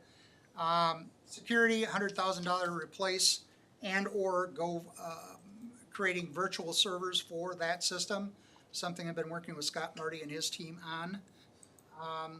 Recoding the tennis surface to keep up on that, to keep it looking good. Middle school instead of the high school this year for roof repairs. Homestead Elementary needs some electrical upgrades in their electrical service. Southview starting to replace asphalts. And Stilson water system, again, another $60,000 just for ongoing costs for filtration. The following 3 years, again, the items that I have listed are just kind of big dollar items for placeholders. Like again, it's going to have to be a little bit fluid depending on what the needs are at that point. At that point, I may not be here, but whoever's in charge will be taking care of it, I'm sure. So that's really all I had for you. Like I said, trying to stay in my time zone here. Any questions from anybody? Yeah, Randy. Yes, sir. First off, thank you for everything you do. Hey, thank you. You're very welcome. Appreciate it. Thank you for saying So so. do you ever see an end with either technology or a new plan for the water out at Stilson? Yeah, boy, have I racked my brain on that one. You know, one of the bright ideas, I have bright ideas, Steve, once in a while, was maybe drilling some test wells out there, trying to find, you know, to get off the vein that we're on or whatever, because from talking to a number of different well drillers in the area and also water treatment companies, I throw money away trying to drill test wells to get out of it, because they're fairly confident from the homes that they service in the area that whole piece is kind of what they call a mud vein. It's kind of the same thing that Cindy Lake trailer court was on and all the problems that they had. And the other thing is a geologist, gentleman from the DNR that I spoke to, he said it's very odd. Geology, he said, is very, you know, it's, in this area in particular, it's very strange. He said you can have one set of, you know, parameters in this spot, you go 50 yards and something could be different. For an example, that, you know, a mile away as a crow flies at our old Stilson building, the water was clear as a bell. We had no iron issues whatsoever. We had pH issues, we had some manganese issues, but we did not have anything with iron. But again, from the people I've spoke to, they said that entire swath of area is kind of the aquifer is just, sure, you know, the quality it is. And I mean, honestly, I mean, we're doing pretty good with what we're working with, you know. And it's unfortunate that we have to spend a lot of money to get it there. I'm hoping, you know, someday that we can get city water and sewer out there, you know, and right now that's probably about our next bet, unless some technology really changes. From what I've heard from the DNR, I mean, there really isn't anything new, but the only thing new with with the DNR is we have to start testing for PFAS starting in 26. So that'll be another test they'll have to run at Jim Falls and Stilson. But yeah, because I have talked to them, I've talked to the engineers at the DNR about, you know, options of what to do there. I actually had to write a report this spring, which I still haven't gotten the results from the DNR from. It's called a corrosion control study, and this was partially because of the high copper readings. And I had to list out a number of options that we would take to get copper under control. And, you know, and during this time that I was getting the background for this report, you know, I really, there wasn't much advice there for what we could do with what we had. You know, for the copper, it was, you know, option one is rip all the copper pipe out of the building. Well, that really wasn't anything I wanted to do. And as it turned out, after, you know, like I said, kind of getting everything under control, our copper levels dropped through the, you know, I mean, through the basement. So we're in really good shape with that right now. So, yeah, no easy answers on that one, but it's, I'm always working on it, you know, trying to find a better solution. All right, thank you. Sure, sure. Anything else? All right, thank you for your time. Thank you for your presentation.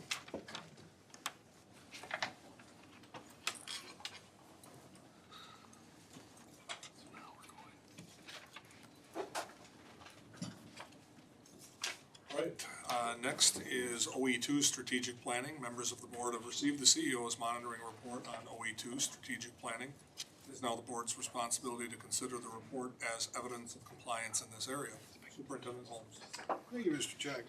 I'm pleased to report that the district is in full compliance with all indicators for operational expectations to strategic planning. Our strategic planning process continues to demonstrate strong alignment between district operations and board policies. The 2023 through 2026 strategic plan remains on track, supported by our comprehensive scorecard system and annual review cycles. Administrators have consistently presented monitoring reports. Our budget reflects strategic priorities, and we completed our annual board workshop in November 2024 as scheduled.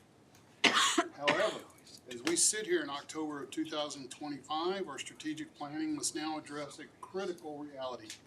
We are approaching the final year of operational referendum funding.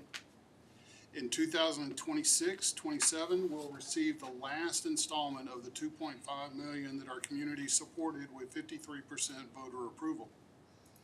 Beginning in the 2027-28 school year, that funding disappears, creating the fiscal cliff we've been diligently monitoring. This timing intersects with our superintendent transition, which presents both challenge and opportunity. Chippewa Falls Area Unified School District's incoming superintendent will inherit these financial realities, but also benefits from strong systems already in place. A proven strategic planning process, demonstrated community support, and capable administrative leadership, and certainly in this instance, the business office team led by Mr. Trowbridge. Our commitment to improve focuses on 5 strategic areas. First, we're developing comprehensive financial scenarios for post-referendum operations. Second, district leadership is creating robust onboarding for the new superintendent that emphasizes Wisconsin's unique funding constraints. Third, we're expanding our communication channels, including the Beyond the Bell podcast, to maintain transparency. For instance, this past edition of the podcast focused on pending financial realities and the transition to a new superintendent. Fourth, we're strengthening our scorecard system to better integrate fiscal monitoring with educational outcomes and better frame the district's status on an annual basis. I'm really looking forward to that one. Please stay tuned for more information, because I do believe the district will have an opportunity to have a district-driven report card to utilize, given the work that's been done over the past few years out of the curriculum department, and my having been able to monitor how we do our Studer report cards in our pillars and in our buildings. There's going to be a fantastic opportunity to present to you before the end of the school year. And finally, we're establishing a working framework for spring 2027 community conversations about long-term financial sustainability and other pillar components. Most importantly, how to sustain forward momentum in academic achievement and what comes with that. The board can be confident that while we face significant fiscal decisions ahead, our strategic planning infrastructure is sound and positioned to guide the district through this transition.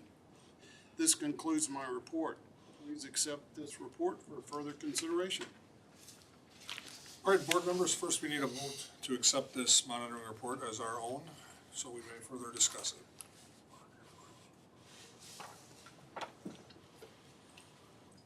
I move to accept the OE2 strategic planning monitoring report. Motion by McKillop, is there a second? Second by McElwain, any further discussion? All those in favor say aye. Aye.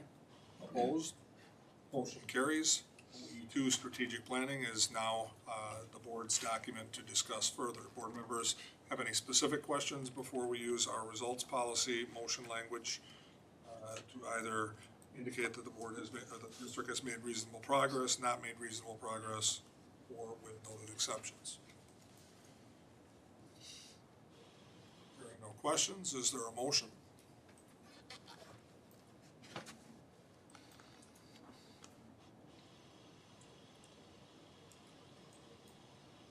I move that the district is in compliance on monitoring report OE2 strategic plan. Motion by McKillop. Is there a second? Second by McElwain. Yes. Any further discussion?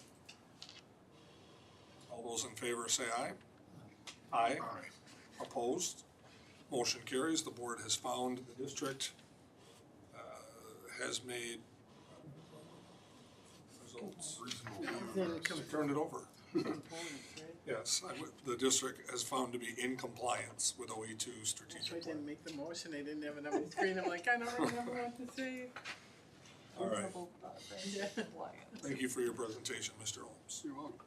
Next is 7.02 is review of the board's policy OE2, strategic planning and discussion of potential indicator revisions.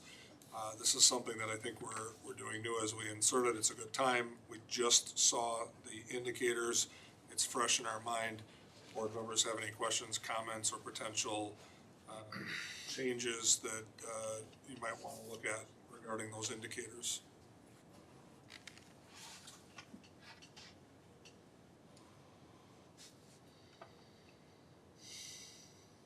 Everything looks perfect? I think the strategic planning one is one of our easier. Yeah, it is. One sentence. Okay. All right. Well, if there's no questions or comments on that, that's fine. We'll move on to one that might be a little bit more difficult. We'll see. Next is 7.03, OE6 financial planning. Members of the board have received the CEO's monitoring report on OE6 financial planning. It is now the board's responsibility to consider the report as evidence of compliance in this area. Superintendent Holmes. Yes, business manager Chad Trowbridge has developed this monitoring report for our review. At this time, I'll ask him to provide an overview of the report. Thank you, Mr. Holmes. OE6 financial planning is about developing and maintaining a multi-year financial plan that's related directly to the board's results priorities and operational expectation goals, and that avoids long-term financial risks to the district. There are 8 indicators in OE6, all of which are in compliance. I'll give you just a quick highlight of each of the category areas. OE 6.1 is about developing a budget that's in a summary format, but is understandable, the relationship between the budget and the results priorities, and any operational expectation goals for the year. OE 6.2, making sure that we develop a budget that credibly describes revenues and expenditures. That should be fresh coming off a budget hearing. OE 6.3 is showing the amount of audited data in each budget category for the 2 most recently completed fiscal years and the amount budgeted for the proposed fiscal year. OE 6.4 is about developing a budget that discloses budget planning assumptions. OE 6.5 is a budget that assures fiscal soundness in future years. Mr. Holmes just indicated that will be an ongoing challenge for us, but one we will meet somehow or another. OE 6.6 is developing a budget that reflects anticipated changes in employee compensation, i.e. labor. And OE 6.7 is about developing a budget for the board that's necessary for your own governing function. And then OE 6.8 is all about a balanced budget. So in terms of the prior fiscal year, we did end up with a bottom line that was balanced and positive, which means we did add a little bit of money to our fund balance. So no fund balance was used in the prior fiscal year. The 5-year budget forecast, which we'll talk about next month, the budget development process and budget hearing book aid in our transparent reporting. Not to sound a little too repetitive, but similar to strategic planning, areas for improvement for us. We're in the first year of a biennial budget. There is a per pupil increase of $325 per pupil, which currently is for a long time. As mentioned earlier, the district successfully passed an operational referendum in 2024, which will likely need to be renewed at the same or possibly a higher amount in 2027. Inflationary pressures continue to affect operations. In addition, our enrollment has been slowly declining. We'll utilize again that 5-year budget forecast to prepare ourselves for the future. Thank you. Mr. Trowbridge. At this time, I ask for the board's acceptance of the monitoring report. Board members, any questions before we accept this report as our own? any board member like to make a motion to accept OE6 financial planning as our own report so that we may discuss it further? I move to accept the OE6 financial planning monitoring report as presented. Motion Yeah, by, on my screen. motion by McElwain, is there a second? Second. Second by Fear. Buzzer is just out of your reach. Any further discussion? All those in favor say aye. Aye. Opposed? Motion carries. OE6 is now ours to further discuss. Board members have any specific questions regarding the report itself or any of the indicators? Hearing none, I would look for a motion using our operational expectation motion language. I move the district is in compliance on monitoring report OE6 financial planning. Motion by Fear. Is there a second? I'll second it. Second by McElwain. Any further discussion? All those in favor say aye. Aye. Opposed? Motion carries. Thank you, Superintendent Holmes and Mr. Trowbridge. Thank you. Next is 7.04 is a review of the board policy OE6, financial planning and discussion of potential indicator revisions. Now's the time again while they're fresh in our mind. Do board members have any questions about any of the indicators, any suggested revisions? Yeah, I would look to Mr. Trowbridge, since he's been working with this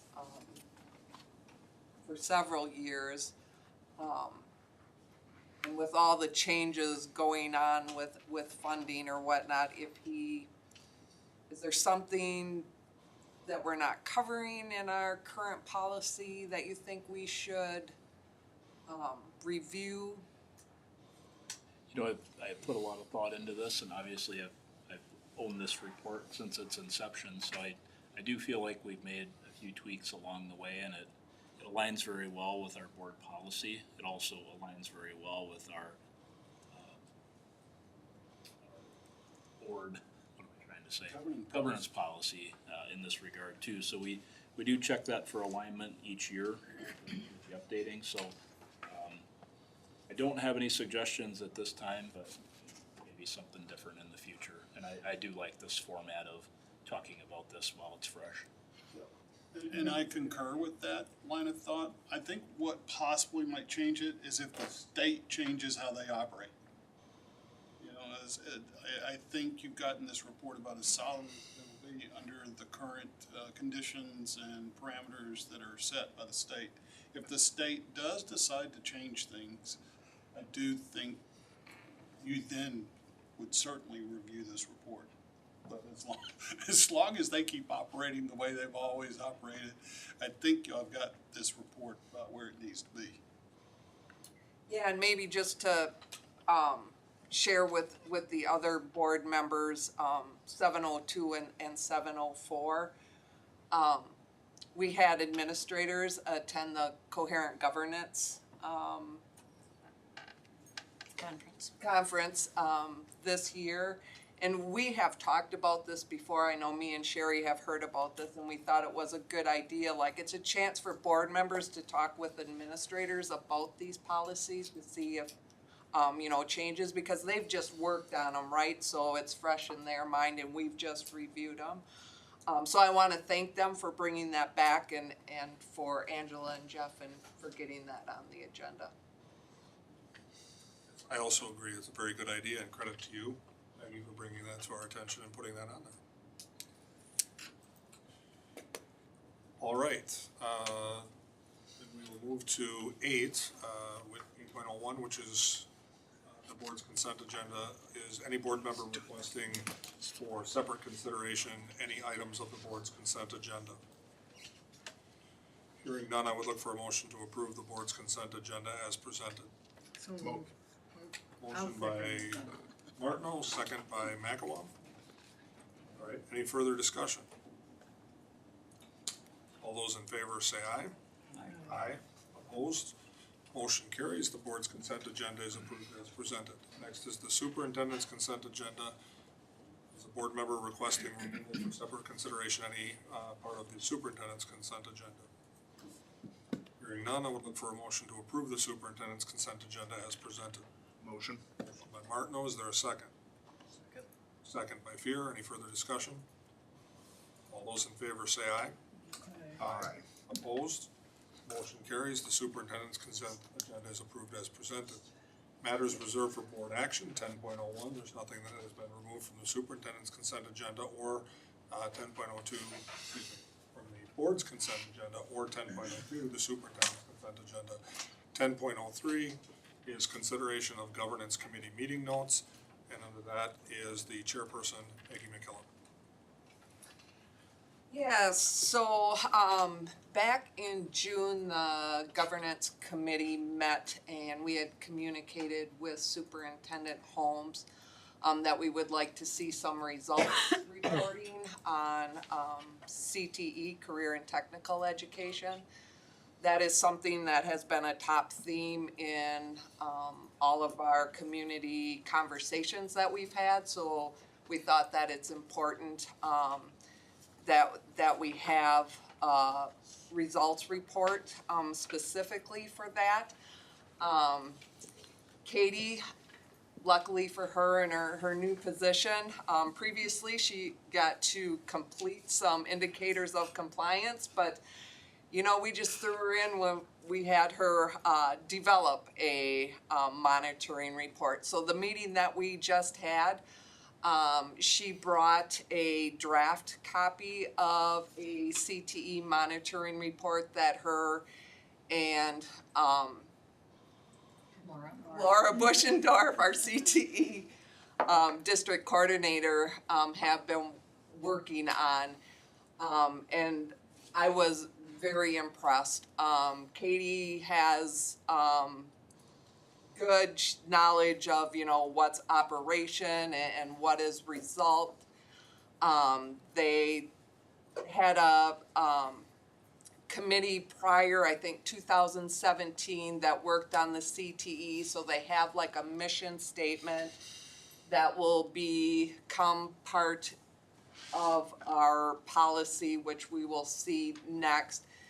And then they asked to be able to pull that committee or committee together again to really work through the indicators so that they nail it. And then they'll look to bring that to us in the future. So they did a great job. They crosswalked our current policies to see, you know, did we need a separate one? Could we align it with others? And I felt the great thing is they agreed that a separate CTE results report was good. We had several conversations on, well, that indicator would more be an OE, an operational expectation. And we have, you know, a smattering of the components and, you know, different reports, but this I think will be good. So Laura and Katie, I appreciate all the work you guys have done. Do you have any discussion about what part of the year, like what month that might fit in for the February. February. Okay. It's in your. So apparently they do. We would do an initial just introduction of what it would be with some baseline data in June. I think we had to give us a chance to do a whole revival, and then annually it would come to the board in February, which is CTE. Excellent. Yeah, so it'd be kind of like when they first started with coherent governance or whatnot. You don't jump into monitoring right away. So, you know, they'll bring it to us and we'll be able to have good conversations. But yeah, it's all good. And there's also the wisdom sharing, but that's on board activities, so we can cover that. Board members have any additional questions? All right, hearing none, I would look for a motion to approve the October 10th, 2025 Governance Committee meeting notes as presented. So moved. Second by Olson. Second by Martineau. Like 4 people. 14 hours approaching. Does that feel bad? You know you were behind it. I gave it to you. I No, I appreciate that. It's not like teeing up a golf ball. We look out All for those our in favor say aye. Aye. Opposed? Motion carries. The governance committee meeting notes are approved as presented. What are you learning, Chloe? Don't answer that question as an attorney, my advice is don't. Perfect Robert Rules of When Order. you get older, Way to go. things become fun. really good board. All right, 10.04, first reading of the results policy R.2 academic performance. And that is also Maggie McKillop. Yes, so this relates to the CTE monitoring report, so we would be looking to add R 2.3 to our current policy, to add to our results, and then you can see at the bottom that it will be annually. February. Yeah, yep. So our governance policies have to go through 2 readings, so this would be our first reading. All right, board members have any questions? I do have a quick, Chloe, what do you think? I mean, does this make sense? So right now, results policies are, how do we know that the student is ready, right? So 1 is all the academic subjects, 2 is, developing the skills, personal interest and strength. And then the next one is looking at CTE stuff. Do you think that makes sense to you as a student?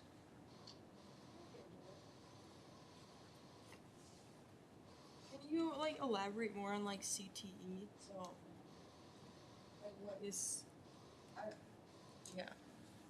So, the career and technical education is the big umbrella term for family consumer sciences, technical education, agri-sciences, business and marketing, and health sciences. So all of the classes within those departments fall under career and technical education. Manufacturing, did you say that? Tech ed. Well, tech, yeah. So if you're going to four-year college, that's It would also cover soft CT skills, correct? No, Essential skills. essential skills, sorry. The right name, right? We'll get there, we'll get there. So these 3 other steps. All right, well, we don't need a formal reading, correct? We just need a vote. Soft, to approve the first. Recommended action is to approve the first reading of results policy R2 academic performance as presented. Motion. Motion by Martineau. Is there a second? Second. Second by Fear. Any further discussion? All those in favor say aye. Aye. Opposed? Motion carries. The first reading of the results policy R2 academic performance is approved as presented. Next is 10.05, consideration of consultant available for semifinalist candidate interviews. If the board chooses, Brian Haynes is available to sit in on the interviews with the board. An additional $600 per day fee for him to do so, as that is not included in the technical proposal. So, as we get closer, did they indicate when a decision needed to be made on this? Well, so the interviews are scheduled for November 17th and 19th. So, yeah, this would be our, well, I guess you do have you have a special meeting with him November 11th. They'll be here to present candidate information, so, but I guess planning purposes for them. Yeah, we should probably make that now, just to make sure that if we decide to do it, that the schedule's there. I realized it was a consulting firm for a county administrator position, but having one of the consultants sit in on the interviews was incredibly valuable. They helped like direct, especially because we were dealing with the whole committee, just like our whole board, kind of keep us on task, not go off into the ozone layer. And they also, I mean, there's 2 attorneys on this board, so it's unlikely we'll ask questions that. But it's very we're not likely we'll go off supposed to. task. That's what I mean. So I just think for $600 a day, it's money well spent. And Plus, they know a lot about the candidates already. And again, I want to stay out of this as much as I possibly can. But Given what I saw take place in Iowa just recently, I think it's important to have that consultant there in case you as board members have any questions about vetting of candidates. Right. I just think it's, Our last search, we had them here. yes, And what made it valuable was you got insight other than what was on the piece of paper. Like, I've talked, they talked to colleagues and stuff. Well, here's what one of the colleagues said. right. So we got additional insight, and we still hired Mr. Holmes. Well, and I think it might. Crazy world. I think maybe it is that second interview, but they also were a go-between liaison, whatever you wanna call it, between like the community groups and the staff groups, and I just think it's really important to have one of them there. In for a penny, in for a pound. If Right. we need to do this the right way, we only get one chance to do it right.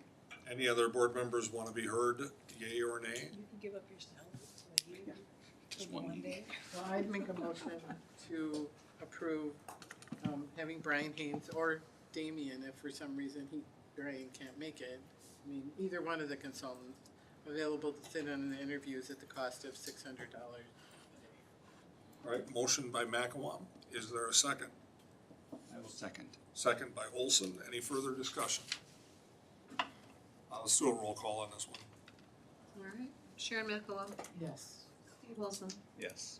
Dennis Fear, Yes. Gary Jasper, yes, Steve Martineau, Yes. Dave McKillop. Yes. Dave Chick. Yes. This McElwain was so thorough. Motion carries. The board is approved. Brian Haynes, if he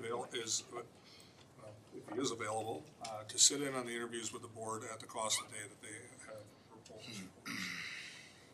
Thank you. Next is communicating with the board. 11.01 is our third Friday pupil count pursuant to OE 12. Mr. Trowbridge. Thank you. This report was not quite complete as of the September meeting. However, was completed and submitted on time. You see the results of that in front of you. No surprise, we saw a decline in enrollment, most of which comes from a graduating class replaced by smaller kindergarten and 4Ks.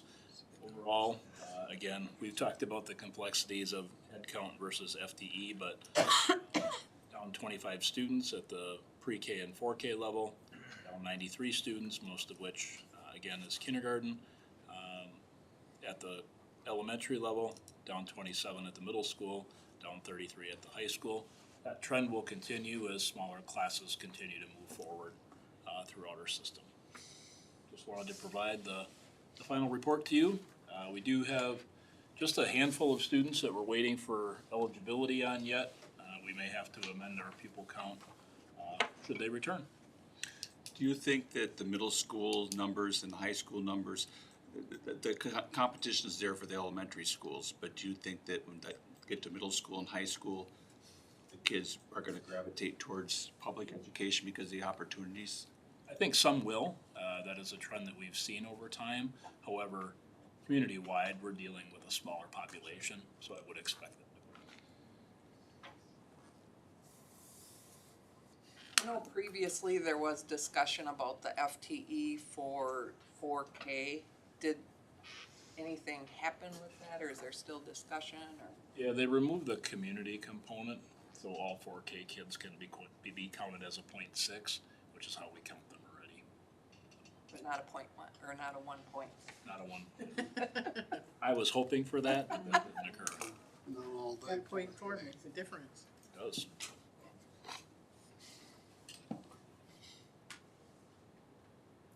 All right, board members have any additional questions regarding the third Friday pupil count? All right, hearing none, thank you, Mr. Trowbridge. Next is 11.02, superintendent search update, and that would be Ms. Deneur and Mr. Trowbridge. Well, we've had a little bit of discussion about this, but the application window opened on September 25th and closed last evening. Anecdotally, there was considerable amount of interest in the superintendent position here, which is a good thing. You have a meeting scheduled with Brian during a special board meeting on November 11th to discuss applicants and the interview process. He did pass along, he received interview questions from the board, so he's set in that regard. And as Ms. Sire has mentioned, interviews are tentatively scheduled for November 17th and 19th. Not until after the honeymoon.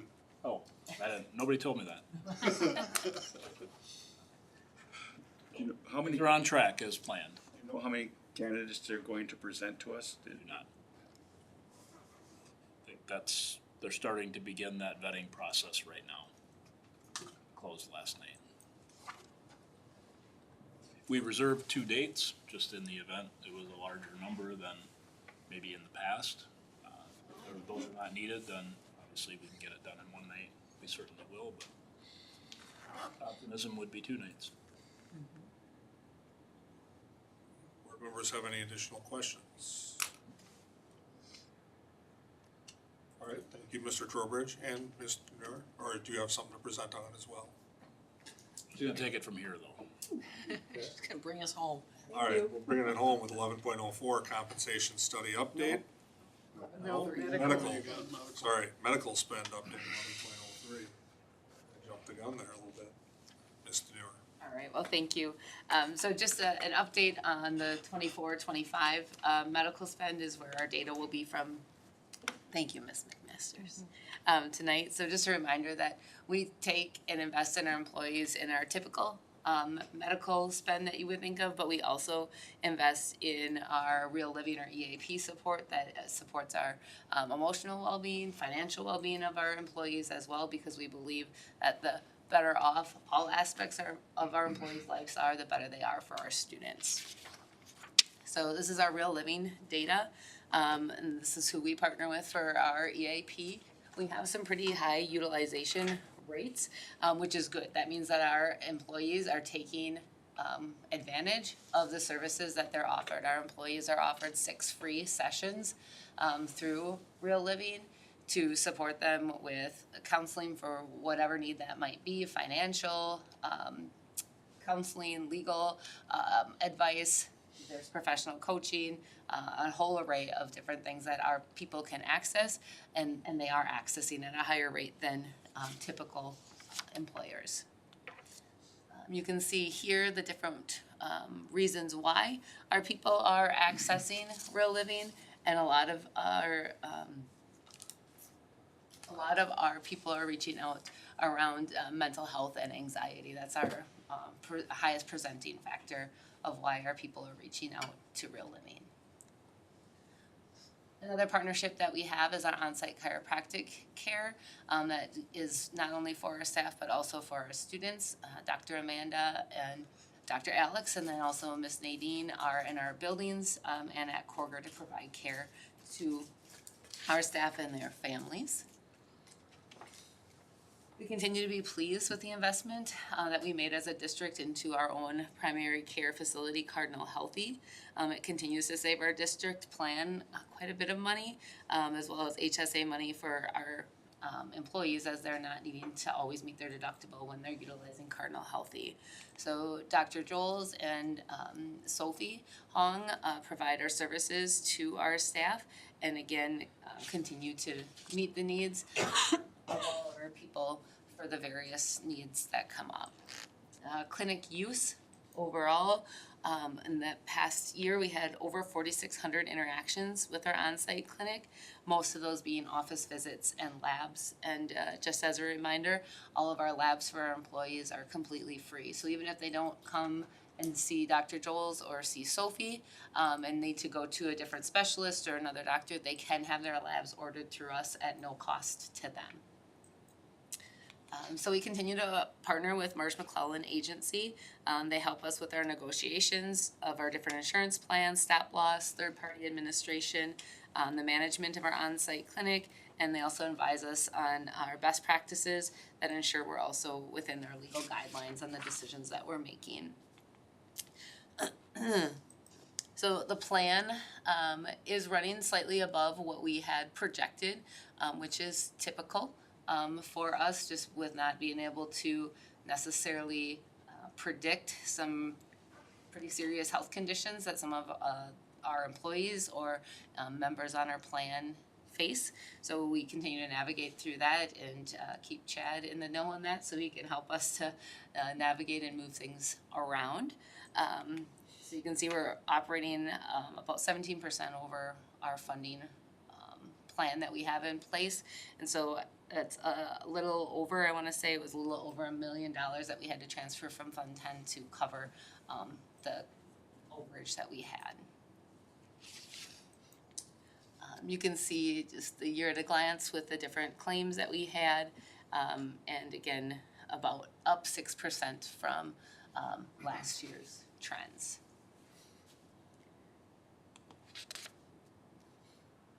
So this slide has lots and lots of numbers on it. And it really just lets us know what our total number of employees are on our plan, which fluctuates throughout the year but stays around the 460. And then also it lets us look at what our total members, the number of people that are on the plan, have for impacts on our cost for our health care.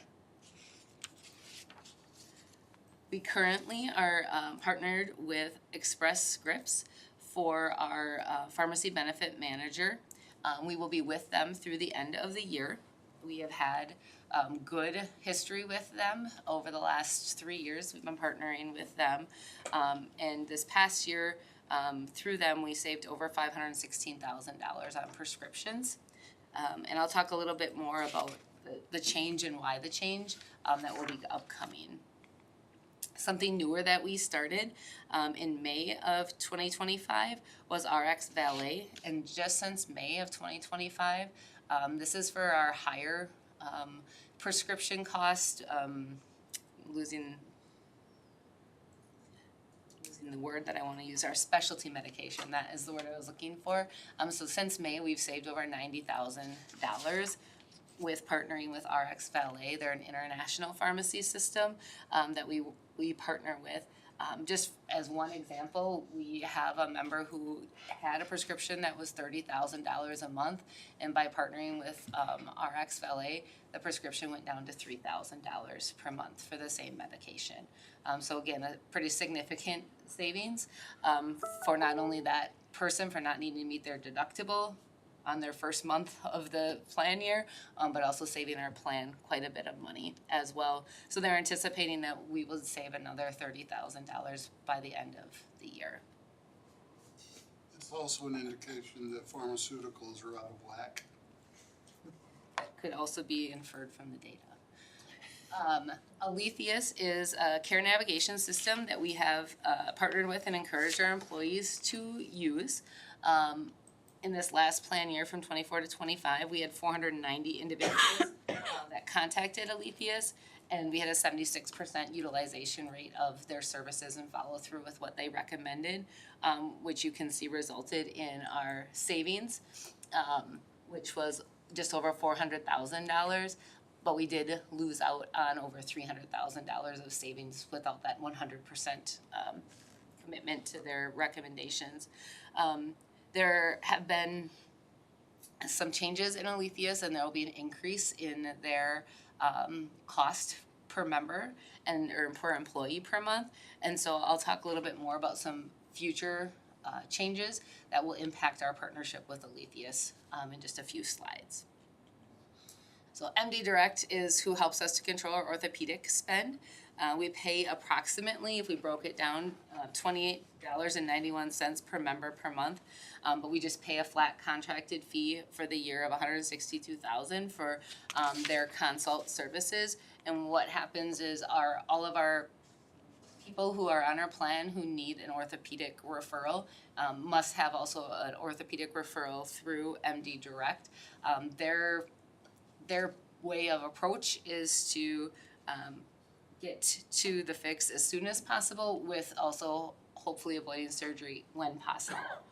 So they tend to speed things up. They've partnered with Dr. Joels to help him be able to be trained to do different injections right here in Cardinal Healthy, to not have to go to other clinics. And again, that's a $25 cost to have something like that done in clinic and potentially avoid surgery. And they've also helped with some online physical therapy too, that has reduced our cost. So when we look across the board here, our annual improvement from our baseline savings for the year and the ROI are two good indicators. The ROI is our return on every dollar that we are giving to them for a contract that we're saving. So this, we're not quite through 25, 26. So it's looking like we're doing really well, but I would project that that's gonna drop down and be closer to that 4 to 5 on the ROI. But with the projected inflation and the impact of what we were spending prior, we are saving quite a bit of money using them as our first and or second opinion before proceeding with orthopedic care. The other piece that they have done some really good work on, and I shared this last year, but I think it's important to share again, is the prescribing of opioids for our own people has been reduced by 55%, and looking for other ways to treat the pain long-term and making sure that they're finding the actual cause of the pain and not just medicating for the pain. We also have Teledoc available to all of our employees, and they can access this from anytime, anywhere. We see a lot of our employees who have maybe college-age students who are out of town, who might access this when a need arises. It's a pretty low cost. It's about $23,500 a year. But again, we feel like this is still a service that we can continue to offer. Possibly one of the reasons why Teledoc is down is because of the service that Dr. Joels provides to our people by giving out his phone number to text him and ask him if they have a question. So they might avoid Teledoc and go straight to Dr. Joels. So that might be an impact, and we want to keep Teledoc available because we're not sure that Dr. Joels is going to stay with us forever. We hope he does, but if not, we want to have a plan for when he can't respond to his texts. So some additional partnerships, some are a little bit newer, but we have added in affordable x-ray, Ella Rose, and Minji's a little bit newer for us. And so again, just some really low cost or free opportunities in the area or nearby area for people to access to again avoid that deductible. Talked about RX Valet, and we have Smart Fusion, Smart Scan, SMT we've been working with, and then Terrain Dermatology is a little bit newer. So moving into this next plan year, we have, during open enrollment last May, been talking with our with all of our people on our plan about an increase in the deductible for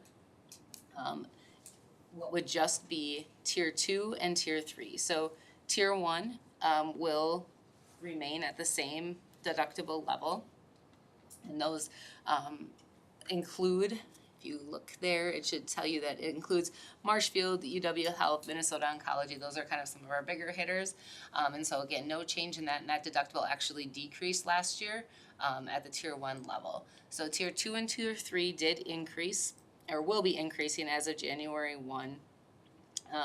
And we just feel like that's the responsible thing that we need to do to stay within our means, but still allow our people to have choice in their healthcare. So still having access to Mayo and Oakleaf and any other out-of-network coverage or doctors, but just with a higher deductible tagged on to that.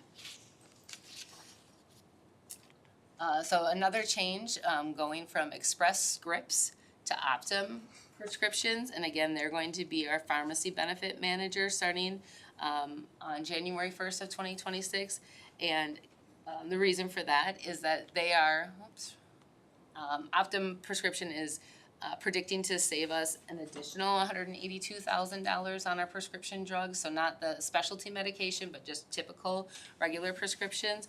And so we felt it was in our best interest to make that move for the district. We do recognize that there are some individuals who will be impacted with the change, and we have a communication plan that's been put in place already to notify them and to set them up with a person at Optum and with us to help with that transition and navigate so it can be as smooth as possible as that change occurs in January. The other change that is most likely going to be occurring is moving away from Alethius as our care navigator and partnering with Solarte.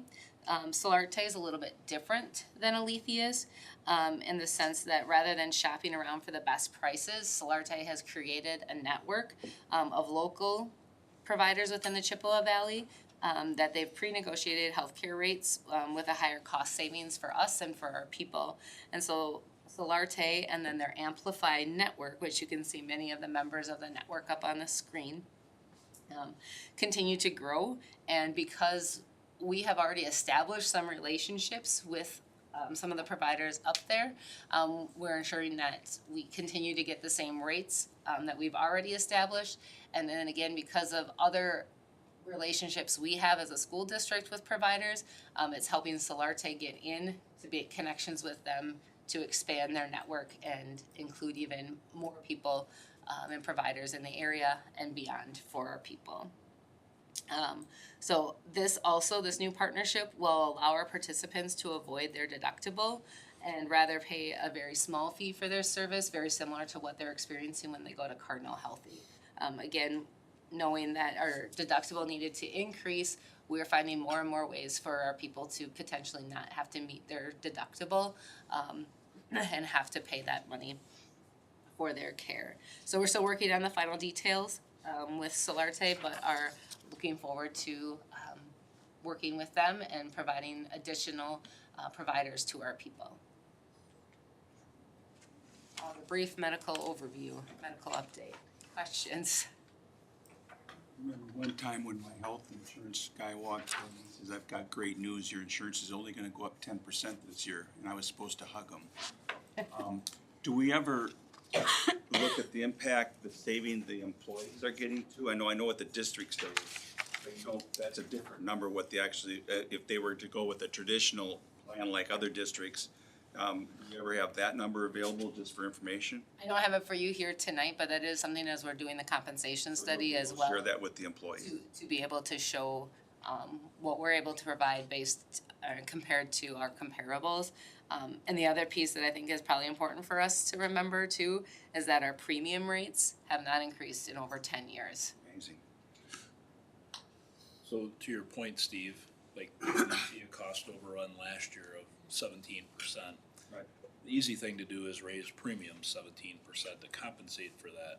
So the innovation that Ms. Deneur is describing not only is good consumerism of healthcare, but it's out of necessity for, we just don't have those dollars to put into healthcare. So year after year after year, the more innovative things that we can do to keep our healthcare costs low, yet improve the quality of care for our staff will only, and their families, will just lead to better benefits down the road.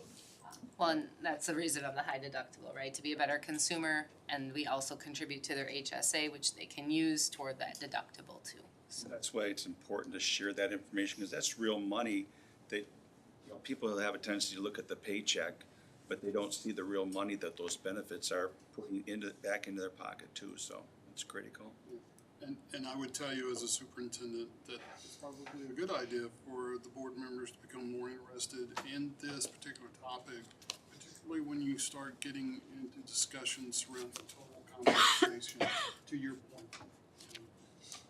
it is something that might be a period of time where people rethink how and what they're compensated with. Your high cost claims that contributed to your 117, are they one-offs or continuing? Some of each. Some of each. I was just looking to see if I could find the stop loss. So we had 9 again last year, I want to say, and so it's better than 13, but still has a significant impact on our spend. Right. Does board members have any other questions? Thank you, Mr. Noor, for your medical spend update, and now back to you, Mr. Noor, for the compensation study update. All right, so I think this should be brief. I've had a chance now to meet twice already with our certified staff compensation committee, because teaching substitutes in Schedule C are based off of base. We're working through the certified staff piece first, and then we'll filter in or fold in those other two areas. So just a reminder that this is the process that you approved last spring, I guess it was. And so this will be the first time through this new process. And I think there's some things that we're excited about and some things that we're learning to navigate in a new process. With that new process, you also approved a 3-year rotation. And so part of that 3-year rotation will also, at the end of year 3, be the review of that process to see if we need to make any changes to that. Our comparable school districts that were approved are the Big Rivers Conference. This is the mission that you verified was still the mission that we should be working to uphold while working through compensation for all of our employee groups and your core values. Here's our timeline and where we're at. I appreciate just a chance to just give you a little glimpse in to what we've done so far. So again, we've met already twice, and we'll continue to meet at least monthly through April. In November, we are gonna have 2 meetings. We'll have our regular committee work team meeting, but we've also, the committee will host a listening session in case people feel like they want to ask questions or give insight that they don't feel like they may have been able to share with a committee rep. We just wanted to provide that opportunity for our people to have their voice heard. So that will be November, and we are continuing the conversation around add-ons and stipends for additional degrees and certifications. We'll do some work with any handbook updates, trying to figure out how to define hard-to-fill positions, as well as how to attract teachers to fill the hard-to-fill positions. And so that will be a work ahead of us. I think right now, if we're pushing through the dollars piece of it, that seems is the most emotional piece, right? It's tied to the work that they do and the value that the value that we put on the work that they do with our kids every day. So we've had some tough conversations, but I feel like we're moving in the right direction. I do want to give a shout out to Morgan Hansen and his spreadsheet brain, and he made some significant enhancements to my first draft that will really, I think, help continue to move us forward. So I just appreciate his willingness to support our team in the work, as well as his colleagues that are a part of the committee. And so once we come to an agreement on the compensation for certified staff, as I mentioned before, then we'll filter that down to Schedule C and the teaching, substitute teaching compensation. One of the things that I would like to add, based on something you just said, is what I learned a couple of weeks ago at my last CSA 10 superintendent's meeting. There were 30 something superintendents in attendance along with DPI. And what I took away from the conversation when school personnel availability for hire came up is it looks like demand is only going to increase. And what I heard from several of the superintendents in that room was that, your base salaries and your competitive salaries are likely to go up. So I just want to forewarn the board that, competition for people is certainly about to increase. Any questions that anybody had? I have a question for Mr. Trowbridge, because this is a large group of employees, so the increase will be a lot. I know previously we've had to do it over multiple years or whatever, and I know we just passed this year's and this is 26, 27, but I'm nervous. You wonder what the plan is, huh? Yeah. Well, we'll get to a number, and then we'll kind of build that into our modeling to see how it fits and what we're capable of. sorry team, but they're probably used to this broken record. If paying people more is what we need to do and it's the right way to treat people, we absolutely have to do that. There's just going to have to be fewer of us. Or Or ask the, for more, the state. or get more. Yes. Board members have any additional questions? All right, thank you, Ms. Deneur. Thank you. So the board has overloaded ourselves, which is why we're a little bit behind schedule. You had a very quick presentation, thank you. Discussion of board activities, I'm not gonna skip things here, but I do want people who wanna talk on one person real quick, very limited version. October 1st, 4th, wisdom sharing. Does anybody wanna just give a quick 15-second overview on how that went? I don't think we had any board members there, did we? Excellent, highly recommended. Thank you for supporting that. Yeah, it was a great opportunity. Thank you. I'm glad that it was worthwhile for you guys to go, so that's good to hear. Excellent, thank you for attending for us. October 15th, middle school learning walk. Any person wanna speak up on that? I was out of town. No, it's a Yes, country, not Principal- elementary, yeah. Principal Koonsman, he did a great learning walk. We had several members of the community there, which was great. He kind of did an overview of the middle school strategic plan, so that aligned real well with our OE2 and It was one of the best learning walks we've had. yeah, It we was an have like 5. It was an eye-opener for some of the community people when they saw our storage and all the things that the middle school is doing to provide outside of just education for our students. They were very impressed. All right, and October 23rd was our Hillcrest Playground ribbon cutting. It was fun. They wouldn't let me on the equipment I though. was just gonna ask you. Said there's a weight limit. That, and you gotta go back now to play in the Gaga pit. Yeah, well, I don't even know if I wanna play in a Gaga pit. I don't know what that is, but Only during the ribbon cutting when it's new.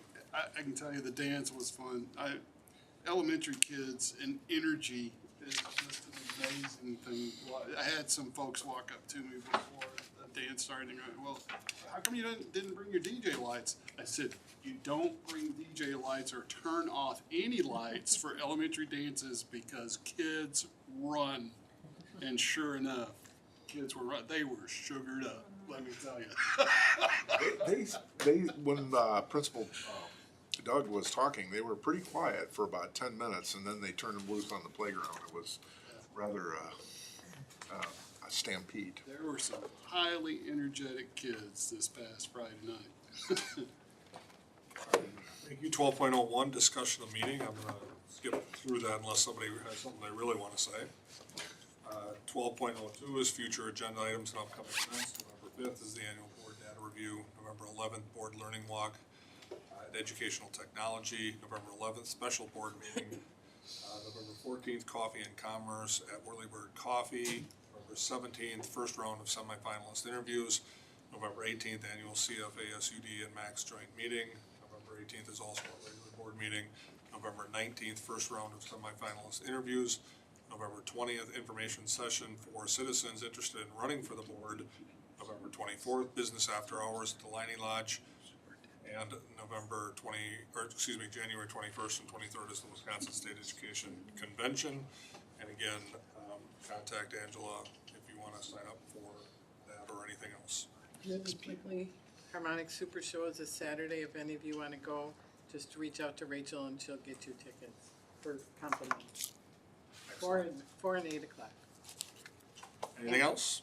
One other thing that came from the wisdom sharing, if Angela can make a note, board annual review, to discuss that at maybe our next agenda setting meeting. We usually do that in December. It'd be different this year because, who are we paying? No, that's evaluation. Okay. This is evaluation. Yeah. Self-eval. We haven't done. I've never been good at the self-evaluation. All right, we need a motion to adjourn. Motion by McElwain, is there a second? Second. Second by Jasper, all those, any further questions? All those in favor say aye. Aye. Aye, opposed?